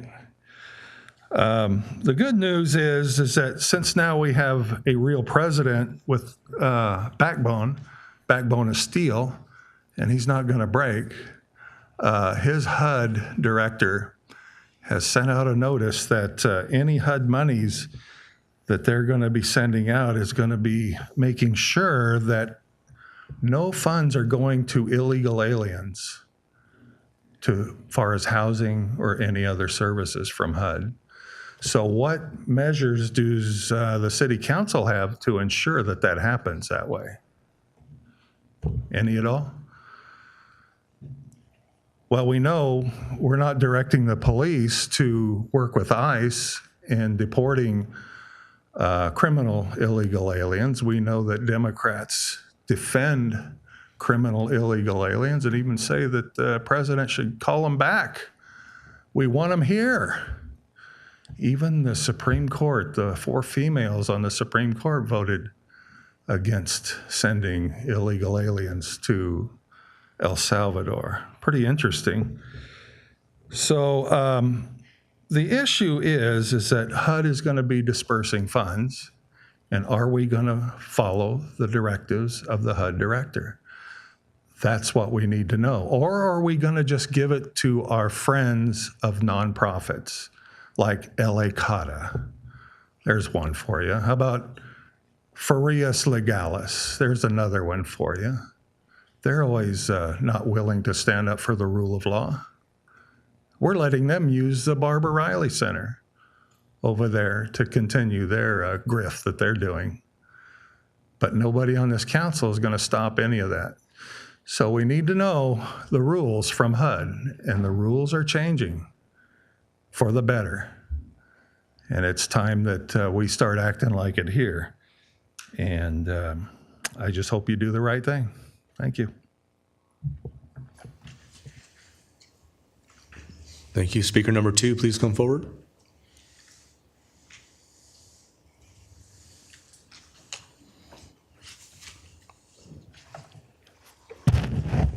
Lee Squire, City of Downey. My comments are, since you're diverting more money into the housing rehab program, I want to make sure that it's a balanced program.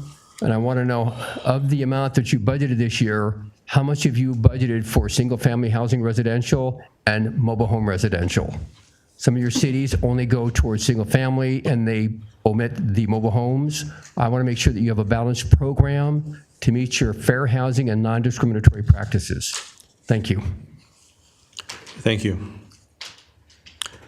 I will entertain a motion and second to close the public hearing. Second. The time is now 8:09. So ordered by the mayor. Unless there are any comments from council, I will entertain a motion and a second to approve the recommended actions 1, 2, and 3. I will make a motion to approve the recommended actions. And I'll second. Please vote.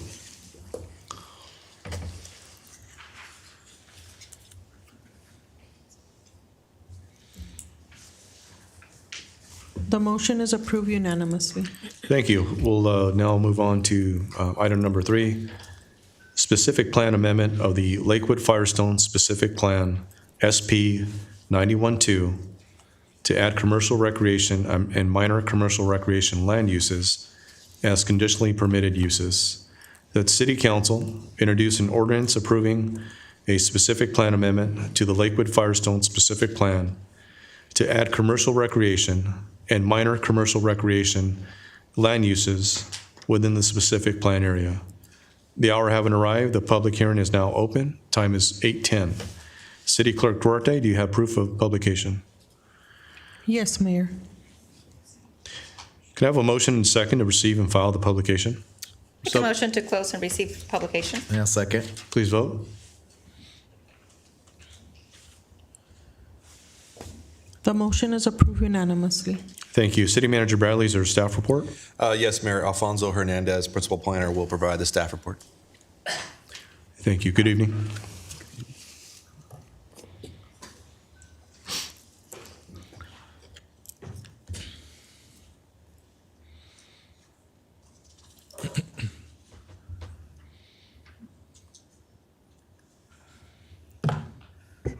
Good evening, Mayor Sosa, members of the City Council, members of the public.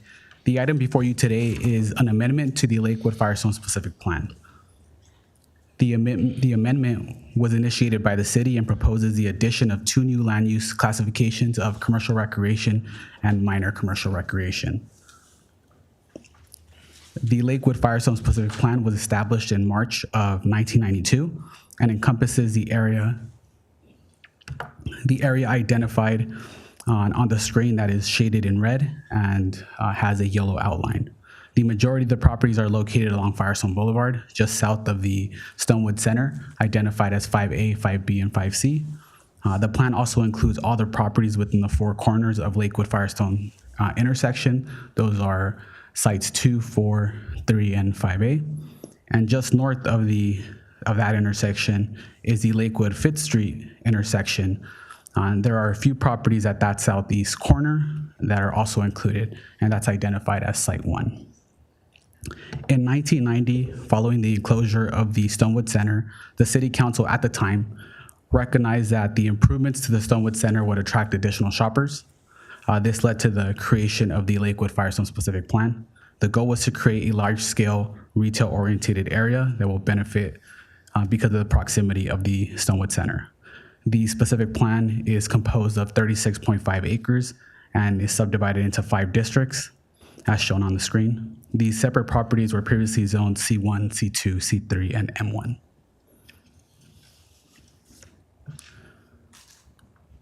Here are some of the retail uses currently allowed in the specific plan. On the left, we have by right uses.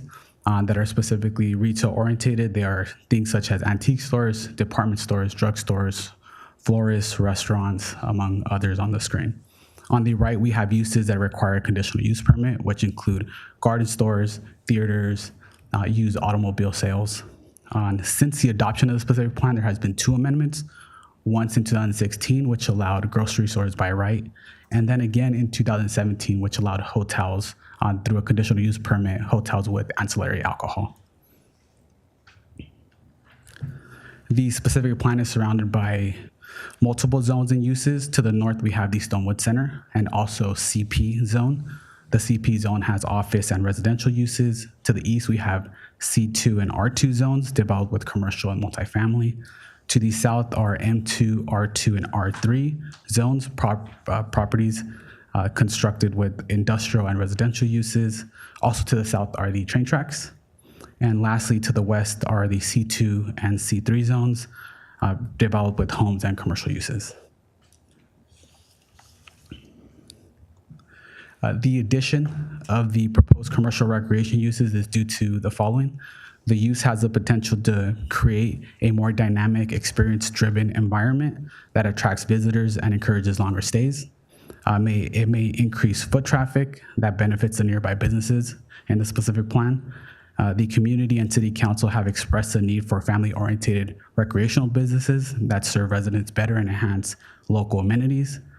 By integrating commercial retail, entertainment, and fitness-oriented destinations, the proposed use will help establish the area as a vibrant commercial hub, making it appealing to prospective businesses and allow property owners to reach a new market. The location of the specific plan along Firestone Boulevard is a prime location with great visibility. And lastly, expanding the permitted uses to include commercial recreation is expected to stimulate economic activity, support both existing and future businesses, and transform the area into a successful destination that meets the evolving needs of residents and visitors. Here are the proposed permitting processes. The ordinance will introduce a commercial recreation use that will be available throughout the specific plan, subject to a conditional use permit application, which is decided upon by the Planning Commission. A minor commercial recreation use is also introduced and will be subject to a minor conditional use permit application, and that would be decided upon by the Community Development Director. Here is the definition for commercial recreation. The definition is already established in the Downey Municipal Code and will be the same one used for the amendment. In summary, the definition reads, any use or development providing amusement, pleasure, or sport, diversion, exercises, or other resources affording relaxation and enjoyment. Some of these uses include sports stadiums, arenas, bowling alleys, billiard parlors, miniature golf, and fitness clubs, amongst the other listed on the screen. The types of land use exist in the city currently in the C2, C3, and CM zone, and they require a conditional use permit. They are also allowed in a few specific plans, that is the Downtown Downey specific plan, the Downey Landing specific plan, and the Stonewood specific plan. And here are some examples of existing commercial recreation uses. Galactic Challenge is a laser shooting gallery located within the Stonewood specific plan. And then on the right, we have Del Rio Lanes, which is a bowling alley. And once again, the land use will be allowed throughout the entire specific plan. So from Subdistrict 1 all the way to 5C. Here's a definition of the second proposed use of minor commercial recreation. The minor commercial recreation use is also an existing use throughout the city. And in summary, it is defined in the municipal code as a recreational and instructional uses, including but not limited to arts, craft, martial arts, or yoga. The use is currently allowed in the C1 zone, C2, C3, and CM zone with a minor conditional use permit. In addition, it is also allowed in the Rancho Los Amigos South Campus specific plan, the Downtown Downey specific plan, and the Downey Landing specific plan. And examples of those is the Academy Jiu-Jitsu and Kickboxing, and also LA Pilates.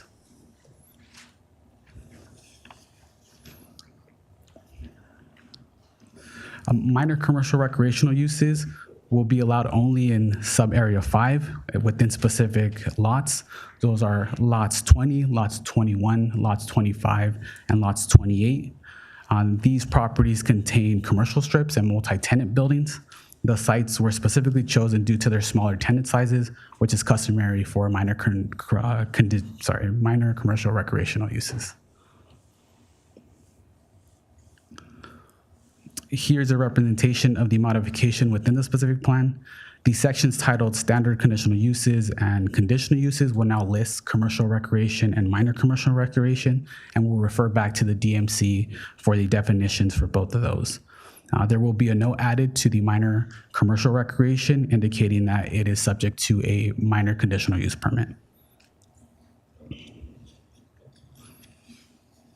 Regarding public noticing, pursuant to Senate Bill 18, tribal notification is required when amending a specific plan. The tribal consultation period was initiated on January 8th and concluded today, April 8th. The Keys Nation and the Gabrielino Tongva Indians of California requested future tribal consultation if there was any ground disturbance. Consultation with those respective tribes is considered closed and no further action is required, and no other American tribe requested consultation. Public notices to all residents and tenants within 500 feet were sent on March 6th for the Planning Commission hearing and on March 27th for today's City Council public hearing. Staff did receive one correspondence before the Planning Commission meeting. That correspondence was provided to you in your packets as attachment D. Staff called the citizen and provided additional background of the project. The citizen was opposed to the project due to concerns related to traffic congestion along Firestone Boulevard. And one additional one, not mentioned on the screen, staff received an email yesterday from a member of the public stating that they were confused as to what was being proposed and that they could not find additional information for the item. Planning staff emailed the applicant, providing them with the agenda item and on additional information on it. We were unable to speak directly with the commenter. The item was heard by the Planning Commission on March 19th. The commission adopted a resolution recommending that the City Council approve the amendment. The resolution passed by a vote of 4-0 with one commissioner absent. Lastly, staff recommends that the City Council introduce an ordinance approving the proposed specific plan amendment, adding commercial recreation and minor commercial recreation to the Lakewood Firestone specific plan. And with that, I conclude my presentation. Thank you. Thank you, Alfonso. I do have one quick question. Why the distinction between boxing gyms and martial arts facilities? At the time, I was here when we initially introduced the minor commercial recreation into the city. At the time, the understanding or the thought was rather that there's more individuals that attend boxing gyms. There's also free weights that happen and there's louder music that happens as opposed to mixed martial arts. There was an understanding that those uses don't have free weights that happen and it's more of a quieter environment is how it was described to the City Council Planning Commission at the time. Thank you. Colleagues, any questions or comments? I hope that the planning department also takes into consideration there's no on-street parking around that area, that there will be adequate on-site parking for the businesses, the employees, and things of that nature. I know that a lot of times parking is a consideration when businesses come in. But I also want to mention that I do like having the conversion so that some of our buildings are not empty and vacant, that they could be multi-purposed for other reasons, and that will bring growth, especially across from Stonewood. You know, there's an area there that used to be Bradley Bag for a long time going into development. But we keep that corridor nice and healthy and vibrant for economic purposes. But again, about the parking, that there's going to be adequate parking on site for whatever patrons and for the employees as well. I just have one comment. The resident that you contacted in regards to the proposed amendment, did after giving all that information, she or he was still opposed to that development? Yes, we received public comment, and we spoke directly with that resident prior to the Planning Commission meeting, and after the information, they still opposed the project. All right, thank you.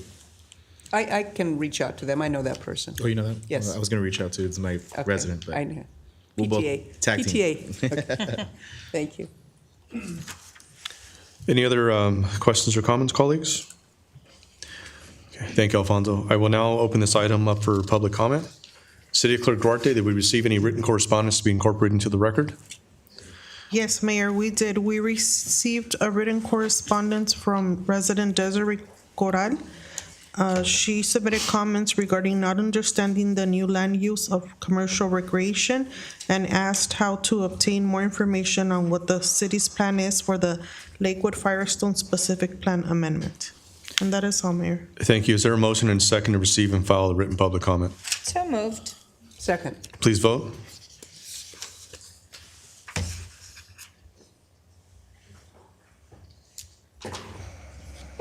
The motion is approved unanimously. Thank you. Members of the audience wishing to address the City Council regarding this public hearing item only may come up when your number is called. I will be calling pink number cards, pink, for this item. I remind speakers that you have 3 minutes to address the City Council, and your comments must be regarding the public hearing item only. City Clerk Duarte, how many speakers have taken a number? We don't have any speakers for this item, Mayor. Thank you. Great. I will now, And entertain. I'll make a motion Yes, to approve. Thank you. I'll Is there a second. Sorted by the mayor. Okay. Unless, well, I guess we vote now, right?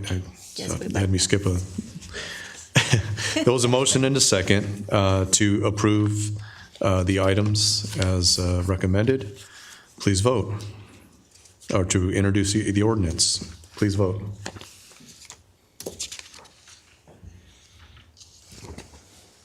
The motion is approved unanimously. Thank you. Now is the time for public comment regarding agenda, consent calendar, and non-agenda items.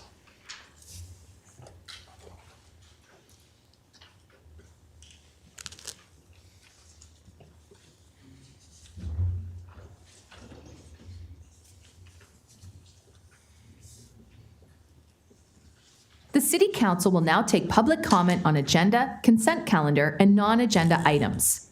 If you did not receive a number card and wish to speak, please proceed to the back of the room to be issued a number card by city staff. We will be calling blue number cards for the public comment period.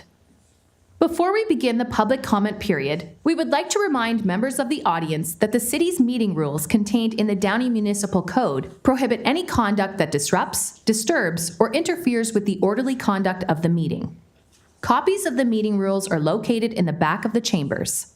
Members of the audience and speakers who violate these rules and cause a disruption will receive one warning and then may be removed from the meeting. Violations of the rules of decorum for council meetings may also result in an administrative fine under the Municipal Code or citation for a misdemeanor under Penal Code Section 403. The City Council acknowledges the right of the public to address issues that are within the city's jurisdiction and invites the public to do so during the City Council meeting. However, this right must be balanced with the need of the City Council to conduct the public business in a fair and efficient manner, free from disruption or disturbance. We expect that everyone who participates in today's meeting, from the members of the council here on the dais, to staff, to the members of the public in attendance, do so with respect and dignity. Please refrain from using profanity, name-calling, or behaving in a way that disrupts this meeting. This includes yelling, whistling, booing, screaming, and any other outburst that disrupts or disturbs the meeting. Any conduct that interferes with or disrupts persons who are addressing the City Council. Any conduct that interferes with or disrupts council members while they are speaking. Any other conduct that disrupts, disturbs, or interferes with the orderly conduct of the meeting. And attacks of a personal nature on city staff or city council members that have no connection to agenda items or non-agenda items. We remind speakers that your comments must be addressed to the mayor and not to any other council member, city staff, or the audience. City Clerk Duarte, did we receive any written public comment to be incorporated into the record? We did not, Mayor. Thank you. How many speakers have taken a number? We have 3. Based on the number of speakers, each speaker will have 3 minutes to address the City Council. I remind all speakers, you must remain seated until your number is called. Speaker number 1, please come forward.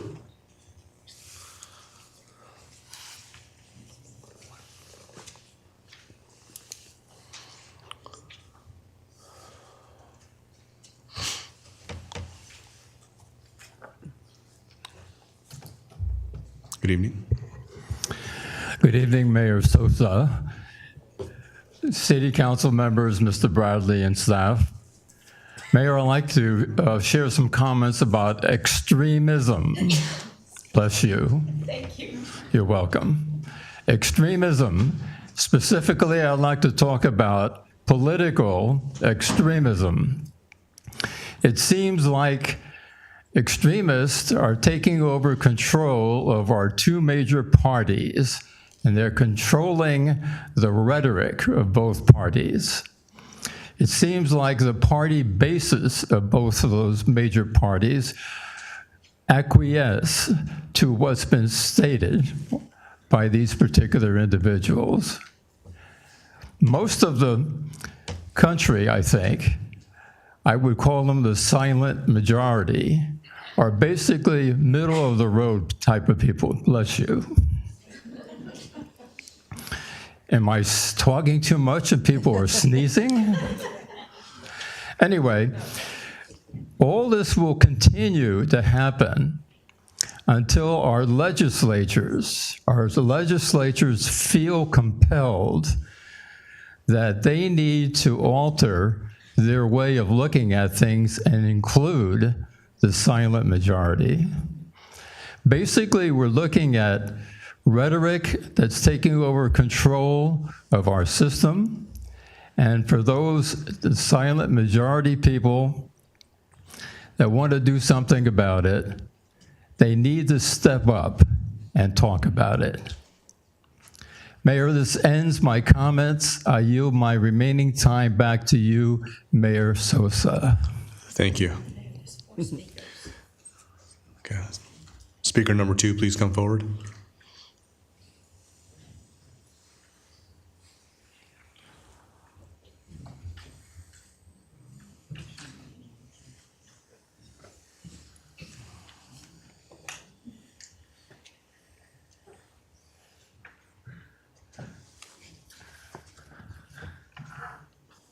Couldn't be any extremism here in California, not in our assembly, that's for sure. Or our governor, or our city council. This is about as hard left as it gets. Every vote tonight is pretty extreme. I saw not one no vote tonight. Nobody had a dissenting opinion of anything. That's pretty extreme. It's pretty extreme. Number 9, resolution expanding the duties of the Independent Citizens Oversight Committee for Measure D, revenues and expenditures. Mr. Mayor, if we see the oversight committee that we've had for Measure S, what a complete failure that has been. It was a flop. They never met in a timely manner. They never did what they were supposed to do. And we're going to add more on Measure D, or pretend to add an oversight committee on Measure D. We were promised in Measure S repeatedly about getting more police officers, boots on the ground. Brought in $12 million a year. How many more police officers did we get? We had 124 at that time. And what do we have now? 124, 125? Oh, you've proposed 8, 17, but it's all bureaucracy. There's only 2 that you proposed for boots on the ground. There's no additional officers yet. And Measure D brings in another $6 million, which you've conned people into taxing themselves more. So now we're paying 10.50 in sales tax. And are we getting more police officers, more boots on the ground? I don't think so. I don't think we are at all. I think we're at 124, 125, if I'm not mistaken. It may even be less. Imagine if it was 115. Can you imagine that? Unbelievable, huh? How many officers do we have, Mr. Mayor? Ask the council, tell us specifically. How many officers have we added for public safety with these tax increases? 0. We haven't had any more. We've got crackhead tweakers running all over Downey. They're all over the place. We've got street vendors all over the place, everywhere. We've got campers parked all over the place. We've got 7, 8 cars in a residence. And all you want to do is your friend, the Lakoko girl, is put more ADUs in our single-family dwelling neighborhoods. This is idiocy. It is cultural suicide. And you had a chance to turn it around, but you have failed spectacularly. Speaker number 3, please come forward. Mayor, we do have a fourth speaker. Thank you.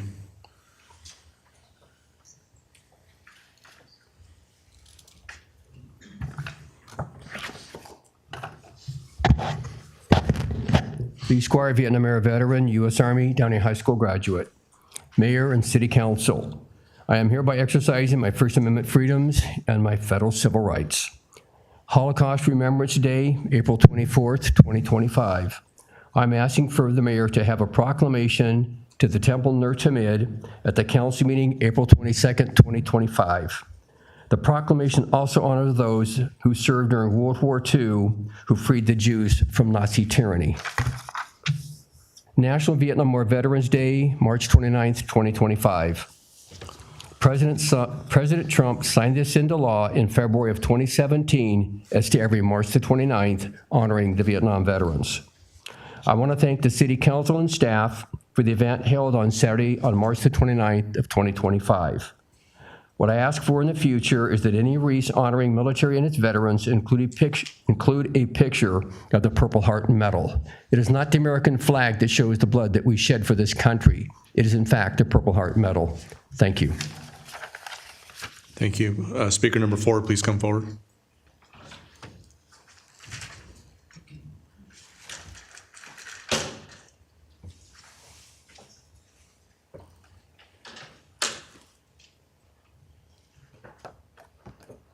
Good evening. Good evening. My name is Suzanne Dodd, and I'm a resident of Downey. I would like to ask about the non-agenda item of the difficulty we have had with disposing of our hazardous waste these days. In years past, LA County would have hazardous waste roundups. We took advantage of them several times. I remember we went to Cerritos College. They had one in Downey one time over here at LACO, LA County Office of Ed, gas company on Rosemead. Terrifically organized. We would get through them in no time. The last few months, I keep checking the hazardous waste website. No local. I mean, I don't really feel like driving to Apple Valley or downtown LA for the little bit of hazardous waste I have. We did take one Saturday to go down to Signal Hill. Apparently, there's a facility that 1 or 2 Saturdays a month you can go. We had to be in Orange County. We allotted an extra 45 minutes. After sitting in a half mile long line for 20 minutes, we gave up and left. I keep checking the website. There's nowhere around. I have a box in my garage of some hazardous waste that, boy, it gets tempting to just toss it in the trash. But we're not supposed to do that. And I really don't want to do that because it's not the right way to do it. And based on our most recent bill from Athens, they're now going to have somebody coming around looking at our trash cans to make sure we're doing it correctly.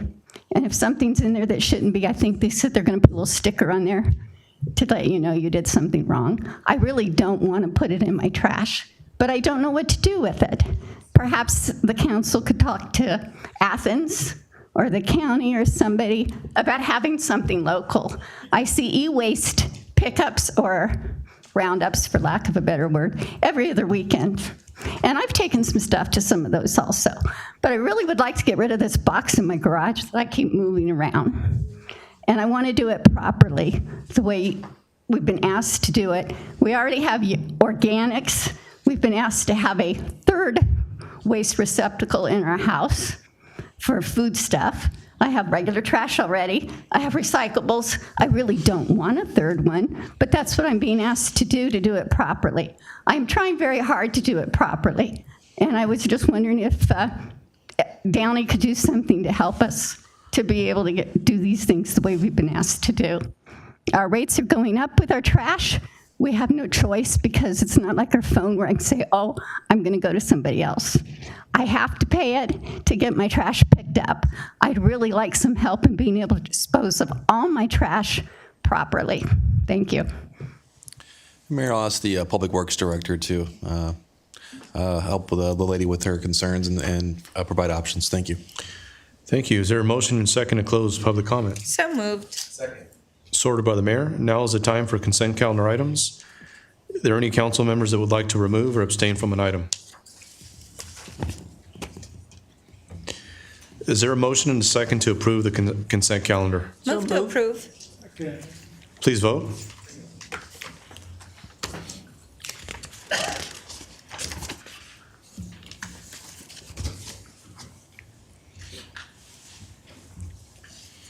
The motion is approved unanimously. Thank you. Now is the time for administrative reports. There are 2 reports this evening. Item number 12, salary range adjustment for the position of city attorney. City Manager Bradley, is there a staff report for item number 12? Yes, Mayor, we'll ask our HR Director, James McQueen, to provide the report. Good evening, Mr. McQueen. Good evening, Mayor and Council. The item before you this evening is a proposed resolution increasing the compensation for the city attorney position, following Council's completion of the incumbent's recent annual performance evaluation. As part of Council's approval of this resolution, Senate Bill 1436 requires agencies to report out a summary of changes in compensation for executive employees in the open session portion of the meeting prior to voting. In September of 2023, Council approved the current employment agreement between the city and Mr. Funk as the city attorney. This agreement includes an annual performance evaluation provision, and since the adoption of this agreement, the employee has not received a salary range adjustment outside of the annual cost of living increases. Following Council's completion of the city attorney's annual performance evaluation on March 11th of this year, Council directed staff to prepare a one-time salary adjustment of 11% for this position to be effective March 3rd of this year. Upon adoption, the new salary range for this position will be $18,783.13 to $22,938.16 per month. Following this one-time adjustment, the position will continue to receive all other cost of living adjustments consistent with that of the city's other executive management employees. All other terms and conditions of employment will remain as adopted in the original employment agreement. Approval of this recommended action will result in an increased expenditure of approximately $13,107 for the remainder of the current fiscal year. There is sufficient fund balance to cover the recommended action. And this concludes my presentation. I'd be happy to answer any questions that you may have. Thank you, Director McQueen. Do any council members have any questions or comments?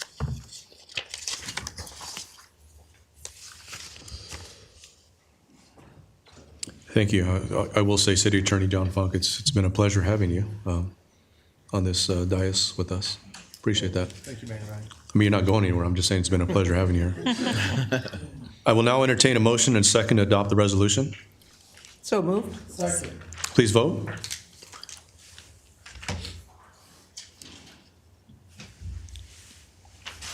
The motion is approved unanimously. Thank you. We'll move on to item number 13, update on residential street light program. That City Council receive and file an informational update on the city's residential streetlight pilot program. Number 2, approve the use of solar streetlights on residential streets. And number 3, authorize staff to move forward with the completion of the first cycle of the pilot program and begin the application process to add streetlights through a formal petition process. City Manager Bradley, is your staff report for item number 13.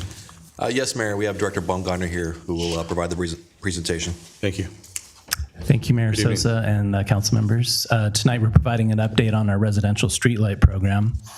A little bit of background, as you recall, in 1978, the City Council adopted Landscape and Lighting Assessment District 121. It's through this assessment district that funds are collected. They're assessed on property tax bills, and these funds cover costs of operating our streetlights, traffic signals, and our street landscaping and trees.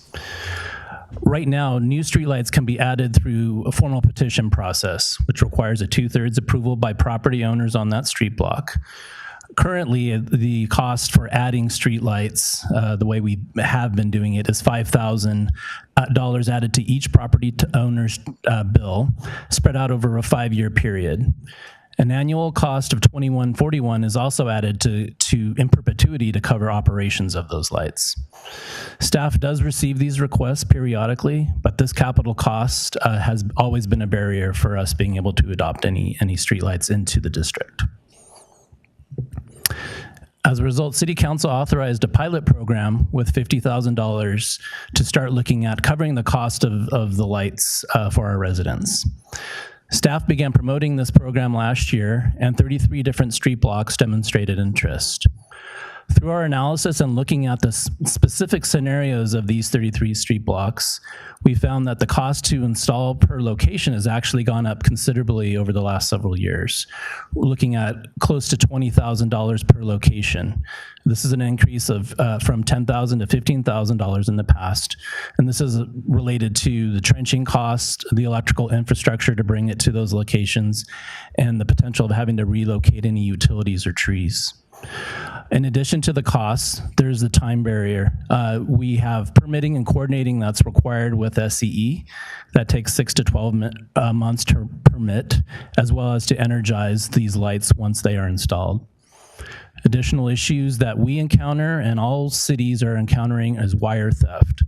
Over the last 3 years, approximately $100,000 have been lost in wire theft from our streetlights.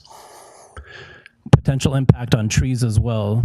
Our streetlights share the parkway with trees, and our trenches to bring the infrastructure to any new locations would likely encounter tree roots, which would require us to look and see what we might have to do, relocating trees, pulling out trees, and so there's those potential impact to trees as well. Alternatives include adding street lights to utility poles. Residents can request that lights be added to SCE poles on their block. There's no cost to the city for doing this.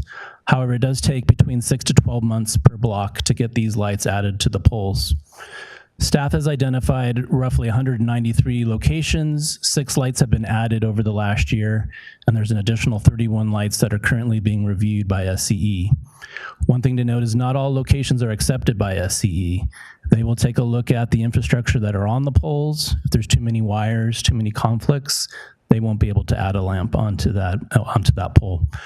Also, we would like to make sure that there's 2/3 approval to be met, not for adding any cost to property tax bills, but it's important to demonstrate that these residential neighborhoods actually want to have lights on their streets.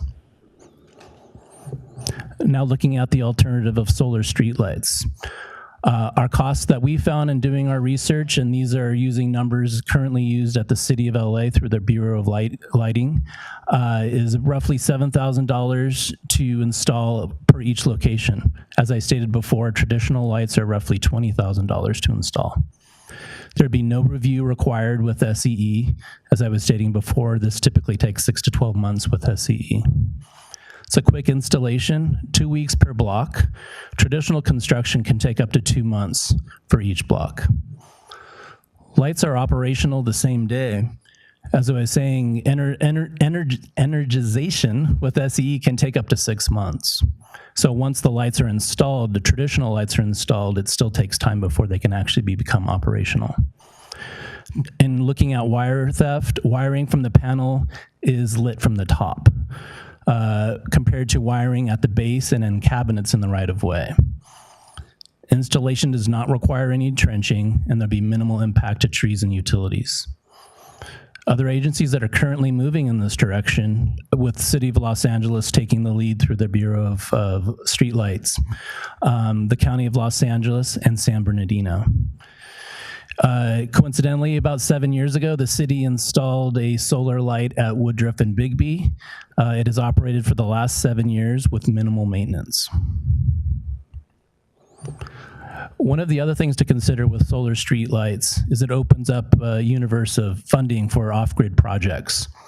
We're going to be exploring opportunities with the AQMD, Clean Power Alliance, And future opportunities include looking at grant opportunities with the California Energy Commission, the Department of Energy, and the California Air Resources Board. Another thing to consider is funding for traffic safety projects, as there's a clear nexus between adding streetlights and preventing collisions. Current opportunities include Safe Streets for All, as well as future opportunities through the Highway Safety Improvement Program and Safe Routes to School. Our next steps, considering the following: the cost, construction time, impact on trees, wire theft, and opening up expanding the sources of funding, staff is recommending shifting from traditional streetlights over to solar streetlights. We're also recommending that we move forward with 7 streetlights. A project can be completed within the $50,000 budget if we do 7 lights. And we anticipate, if we were to move forward, that the work would be completed by the end of summer 2025. And we'd also like to just begin the formal application process. We would follow up with those that have demonstrated interest on their blocks and also promote the program to the community. And with that, I'm happy to answer any questions. Thank you, Director Baumgartner. Any questions or comments, colleagues? I do. Thank you, Mayor. Thank you, Director Baumgartner. I have in the staff report, it indicates the staff identified 193 utility poles. Now, those have been identified. It doesn't mean that lights will go in those poles, correct? That's correct. So we've had six lights were installed about a year ago, and we have 31 that are currently open through applications that are under review with SEE. So there would be another, I believe, 156 that would be left over. And as I was saying, the more lights we put in front of them, the longer it takes them to review. So it would probably actually take them quite a few years to actually get to all of those. If we proactively just said we want to put lights on every one of these, it would take them quite a bit of time.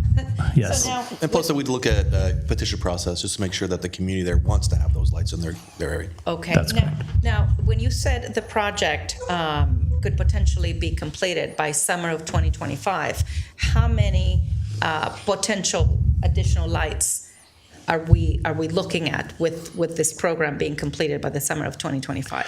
We wouldn't have any additional funds after that. So we have the $50,000 in our budget right now to start and complete the pilot program, and then staff would be searching for other funding. That's why I mentioned the kind of that expanding our funding options by moving to solar lights. I see. But And also so- with the budget process, we'll look at potentially allocating additional funding for the next year's project. Okay, and so how many, do we know then, I guess I would just do quick math, but how many potential lights could we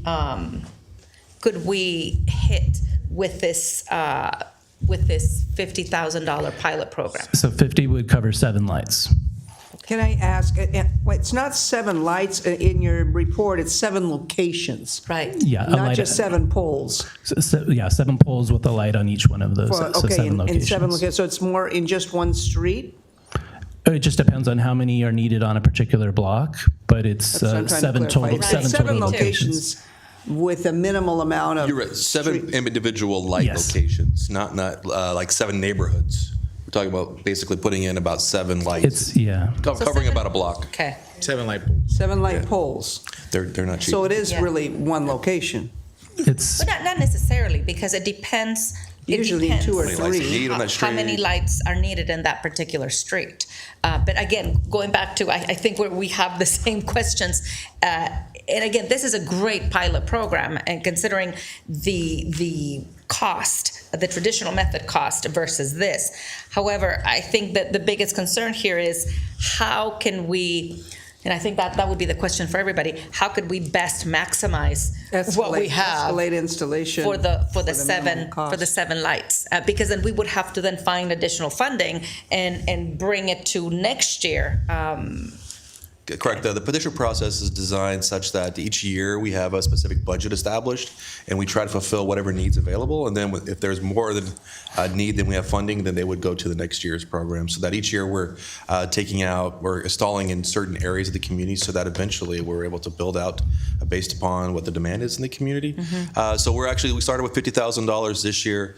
It's likely that we'll be able to potentially increase that funding for next year. It just really depends on the success of our current pilot program, which I imagine is going to be very successful. And then coming back to council and allocating additional funding as we find it from year to year to make sure we can meet the need. And now, will there be a process too? Because again, I imagine, and this is something that we've been speaking with our residents for several years, right? There are areas that have not had any lighting whatsoever forever.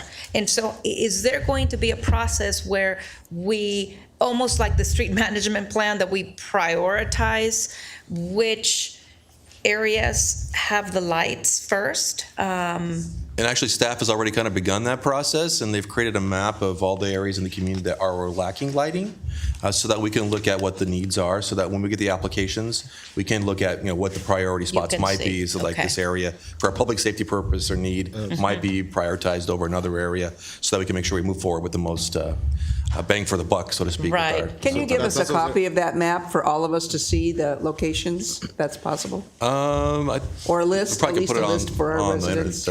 And I think that the more information we're able to also provide our public, I know they're going to come immediately to us residents wanting to, me first. And so if what you just stated, City Manager, if there is, this process and through what lens is this application process going to be viewed, I think that would be helpful for the residents. And importantly, we really need a champion in each neighborhood that would, because again, there's a petition process, so we need to make sure that not everybody wants lights in their neighborhood, right? Some people move to certain areas because it's dark and they can sleep at night and they don't have the light shining through their window. I've seen that several times throughout my career where we put in lights and then folks come to the city and say, I didn't want that light there. So want to make sure that there is buy-in from the community, so there is a petition process. Come to staff and we'll take a champion to go out to their neighbors and say, yeah, see, look, I've got my whole block. Everybody here wants it, or 2/3 of at least want it. And that from there we can then evaluate how much funding we have, what the priorities are based on maybe there's some public safety issues, and then we can proceed with the approval of that project from there. Right. And again, to make sure the community understands, it would require a 2/3 approval from their block or neighborhood. That's correct. It makes sense when you say not everyone wants it. They want it, but they don't want it in front of their bedroom window at night, the bright light. And that's happened with the speed bumps when we had to relocate, not in front of my driveway, well, not in front of this, So just kind of the layout of where it could happen.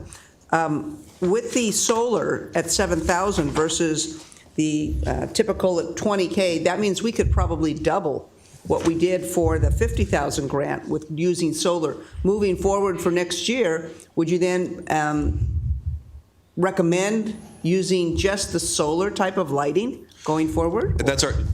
Yes, that's correct. The recommendation that we have is moving forward with solar light. That seems to be the direction that jurisdictions in Southern California are moving. The City of LA is already purchasing mini lights and moving in this direction for all the reasons that we've talked about here tonight. So our recommendation is to move forward with solar lights. Are they easier to bring in? Are they out of stock, or there's a long lead time, or? No, actually, I would say the lead times are much shorter than you find with other pole products that we've been using. Well, I'm glad, Edison, we reached with Bluff. I think that's our 6 lights on Bluff, right? That's correct. Thank you. Last year, if I read, if you go into one of your slides, you said that last year you put 6 poles. That's correct. And this was our those were through SCE. They added lights onto existing utility poles at 6. That's on the island. Yes. At 6 locations. Yeah, that's me. It's over here. And currently we have 31 that are under review by SCE. Okay. And then out of the 33, the one you put in the report, those are the SCE, right?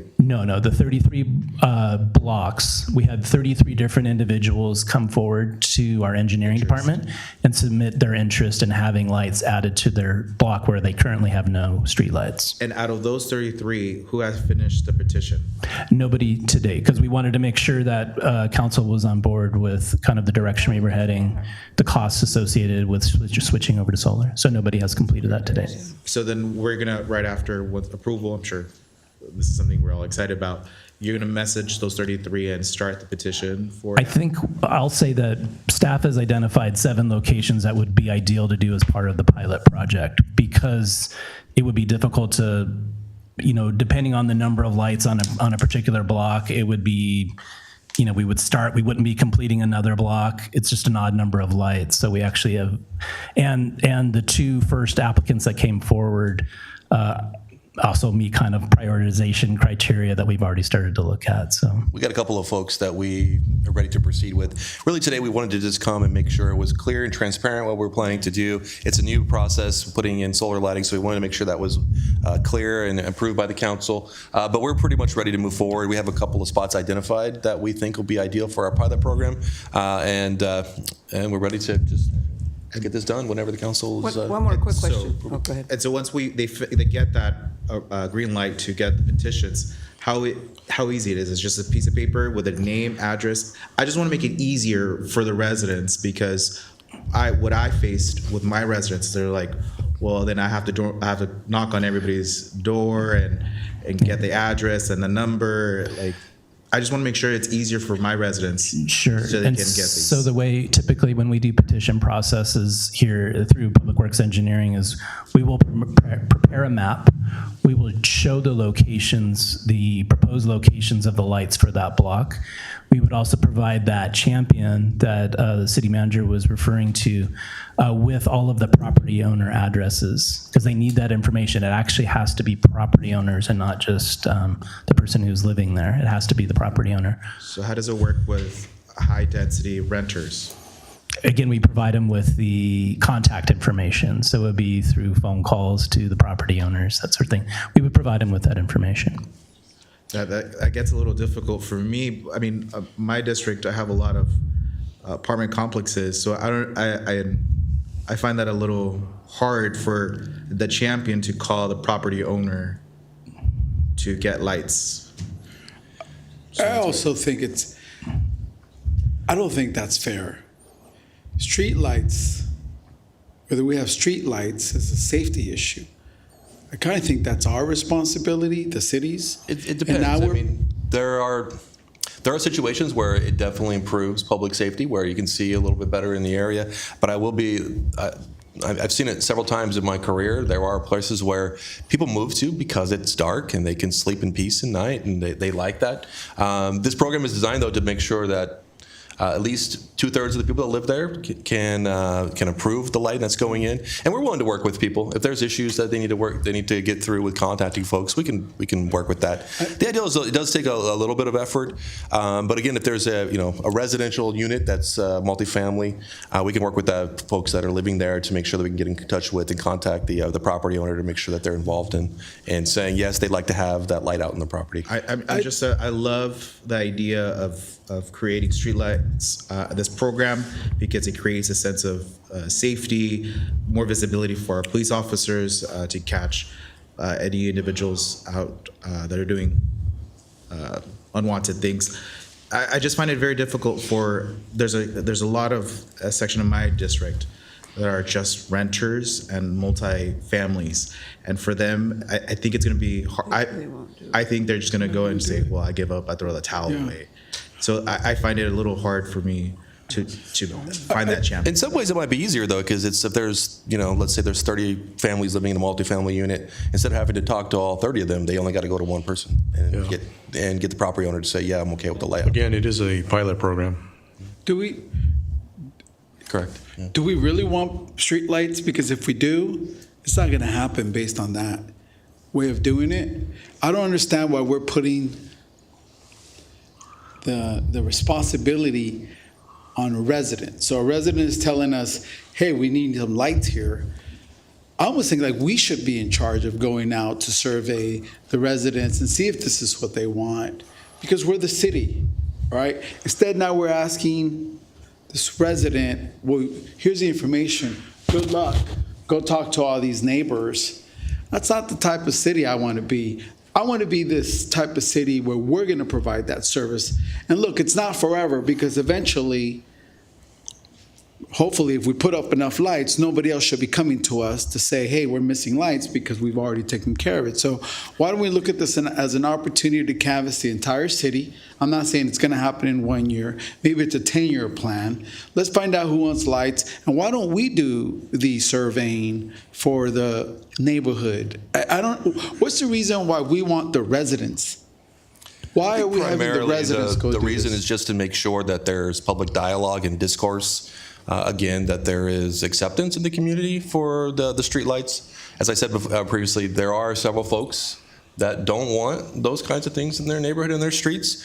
I've seen several times where streetlights, or I live in a neighborhood where there's no street trees, or some other type of uniqueness about that neighborhood, that they move there specifically for that purpose. And then they come, and when you make a change without addressing those concerns through a public dialogue or discourse process like this, that they feel like they weren't listened to, and you gave them something that they didn't want. But again, if council is interested in just rolling it out, we're happy to take that direction. But generally, the idea is to make sure that we've checked in with the community and we've heard them, and that they do want this in their neighborhood. Again, it is a pilot program. Yeah. Can we at least do this? Can we try to engage our neighborhood watch groups? Right, this might be lighting in your neighborhood, might be an issue that our block captains should consider in their agendas with their groups, to say, hey, if you have the needs for light, let us know, and maybe they can work through the neighborhood watch group. I want that resident to feel supported by others in rolling out this survey. I'm just bothered by the fact that light is a public safety issue, where we're going to shift it to the resident. Okay, you brought it to our attention. You think there's a need for light here. Thank you, sir. Here's all the information. Good luck.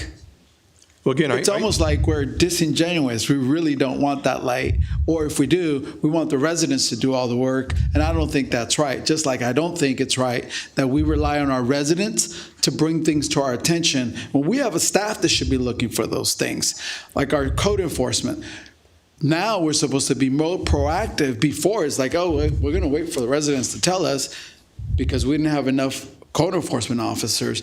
No, we should be looking for these things. It's our responsibility as city government to look out for these things that could improve our safety. And then once we find them, now I'm finding out that we're going to rely on this resident to come up with the solution. That's not the type of city that I think we should be. Yeah, again, I want to rein it back to, this is a pilot program. It's not permanent, and if it's not successful, we'll be able to read that story. Okay, so. And last question. The $5,000 a year that we used to put on people's tax bill for 5 years, $1,000. That's correct. With the solar light program, are we still doing that, or that's no more? No, the city is moving away because the barrier has been there. We have not added any lights through that program. So the cost that would be added is just the $21.41 a year for maintenance. Yes. Thank you. You know, it's good that it's not borne on the owner, the resident, and I tend to agree in multifamily areas, you're not going to get that buy-in like you do in single-family neighborhoods. Most of the different neighborhoods, the residents do know each other, the owners and such. But in multifamily, they transition. They are busy. They don't take that much of a buy-in as they would. It has to be a different system with multifamily apartments, maybe just the owner itself of the building, rather than going to the tenants and such, because they're busy. There's just so many different reasons, different than a single-family resident on a street that they all are aware of. And my last question would be this: how long on the solar? How long does the light last? Those panels. 12 hours? I'm sorry? 6 hours, 12 hours? No, it'll provide light through the night. We have not had any issues with the one at 5 a.m. it goes out. It'll be working. Yeah, Okay. yeah. The photoreceptor cells turns it off at the right time. Okay, so when we have power outages, we will still see Downey from the airplane. And I have another question. How about the quality of the light or the brightness of the light with these solar lights? Are they just as good? Absolutely, yeah. The word that we hear back from City of LA, their experience with that. In fact, the firm that we would be looking at already has they're like the largest provider for municipalities in the United States, and City of LA is currently using them. They have an agreement with them. We would be able to, through a cooperative purchasing agreement, use their product, but they're kind of at the forefront of doing this for cities. So, excuse me for a second. You said there is a light that has been there for a few years on Woodruff and Bigby. That's correct. And if this would be the same company that established it's actually a different company. That light is a little more industrial. It's kind of this galvanized steel look to it. It probably wouldn't be a look that would look great in our residential neighborhoods.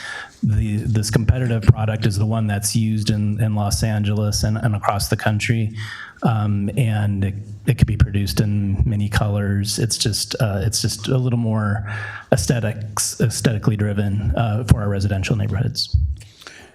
And lastly, I just want to say congratulations.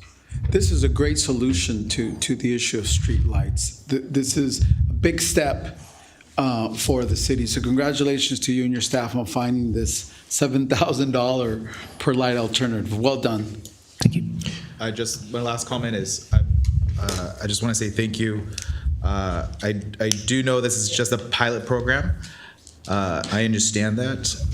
I know that we're going to be a victim of our own success. And I do have to mention that I do want to make sure that we make it easier for my residents in my district. So, if it's okay, what I can promise the council is we'll proceed with the pilot program and then come back and provide a report how things went and see, especially we look at the multifamily areas and figure out if there's some adjustments that we can make that will make it easier and more friendly. I think that's an excellent opportunity to move forward and increase our public safety and continue to increase the engagement with our residents. But having said that, it's a good thing to have a certain process for the multifamily than the single family. And with that, I end my comments. Thank you very much. And I move to approve. Second. Okay, please vote. Thank you, Director Baumgartner. Thank you. Thank you, Matt.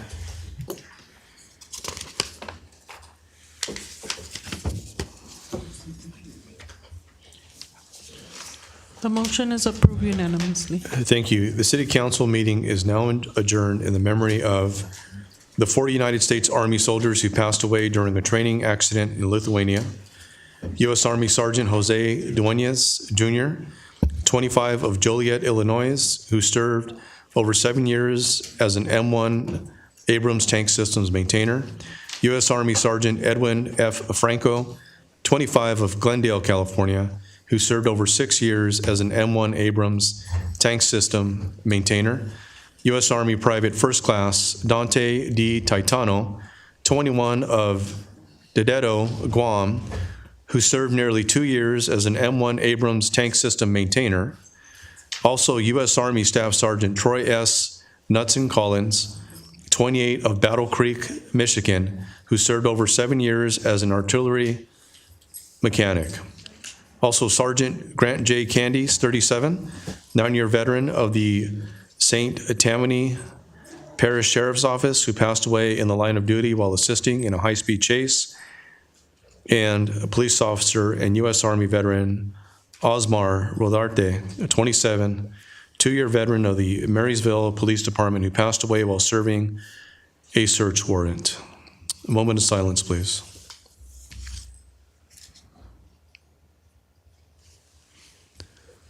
The time is now 9:10. This meeting is adjourned.